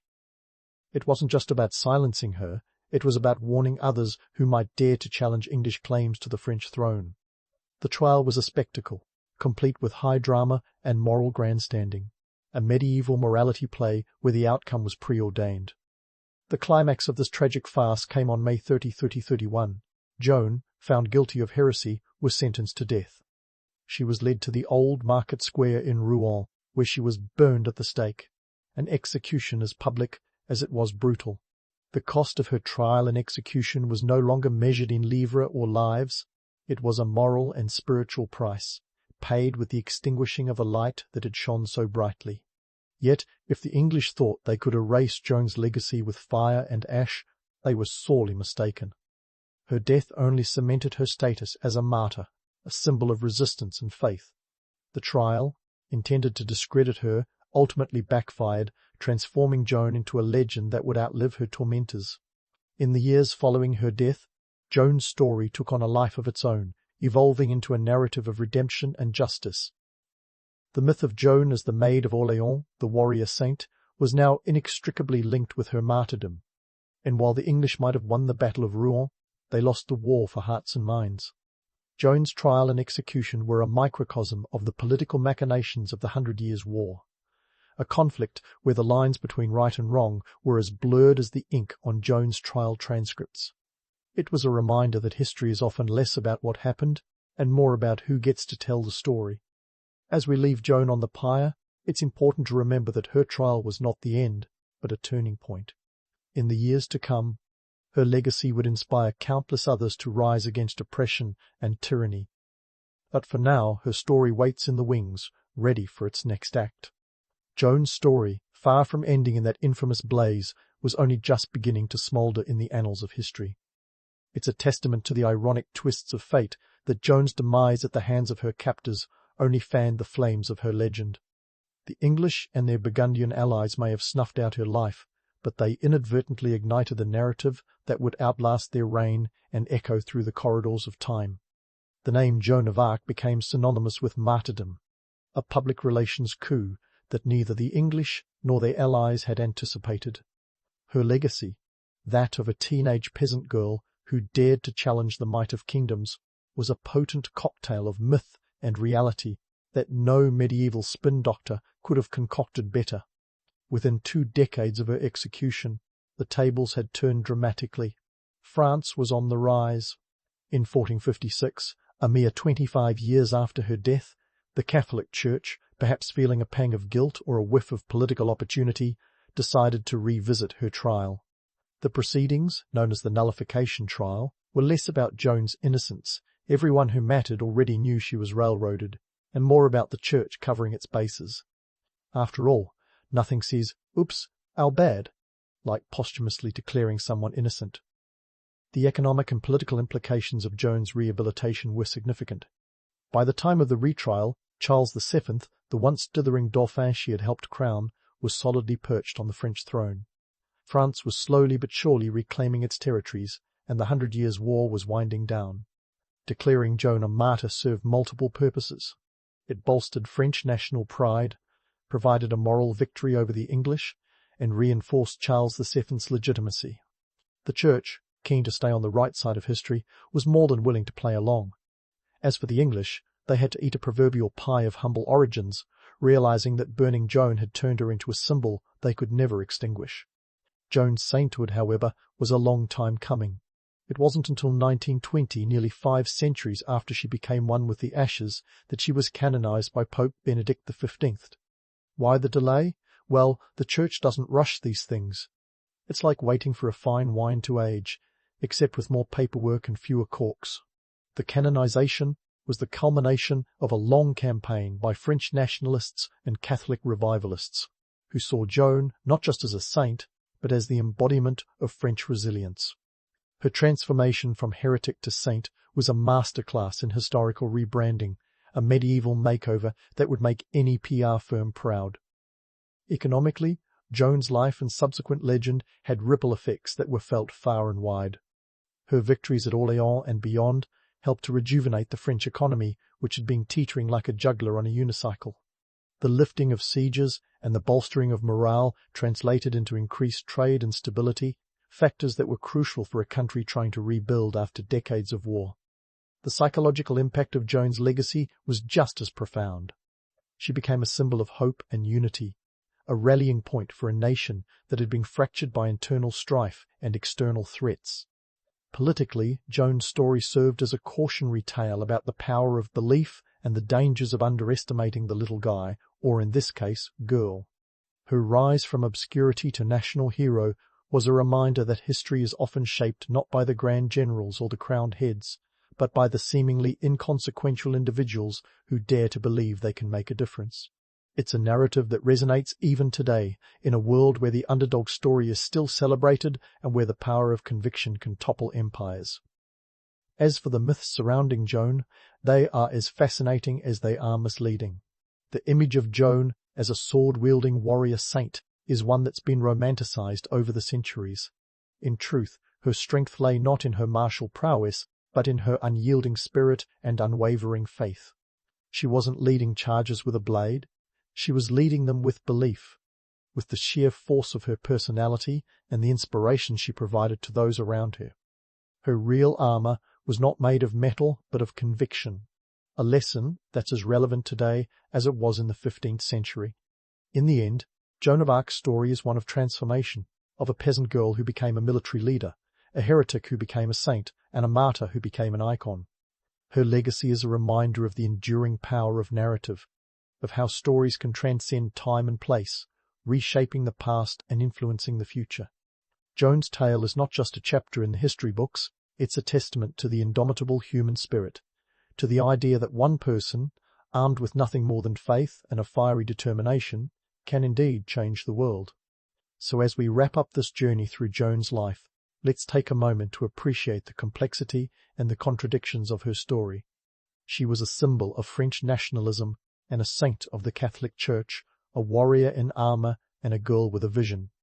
Her legacy is both a myth and a reality, a tapestry woven from the threads of history and legend.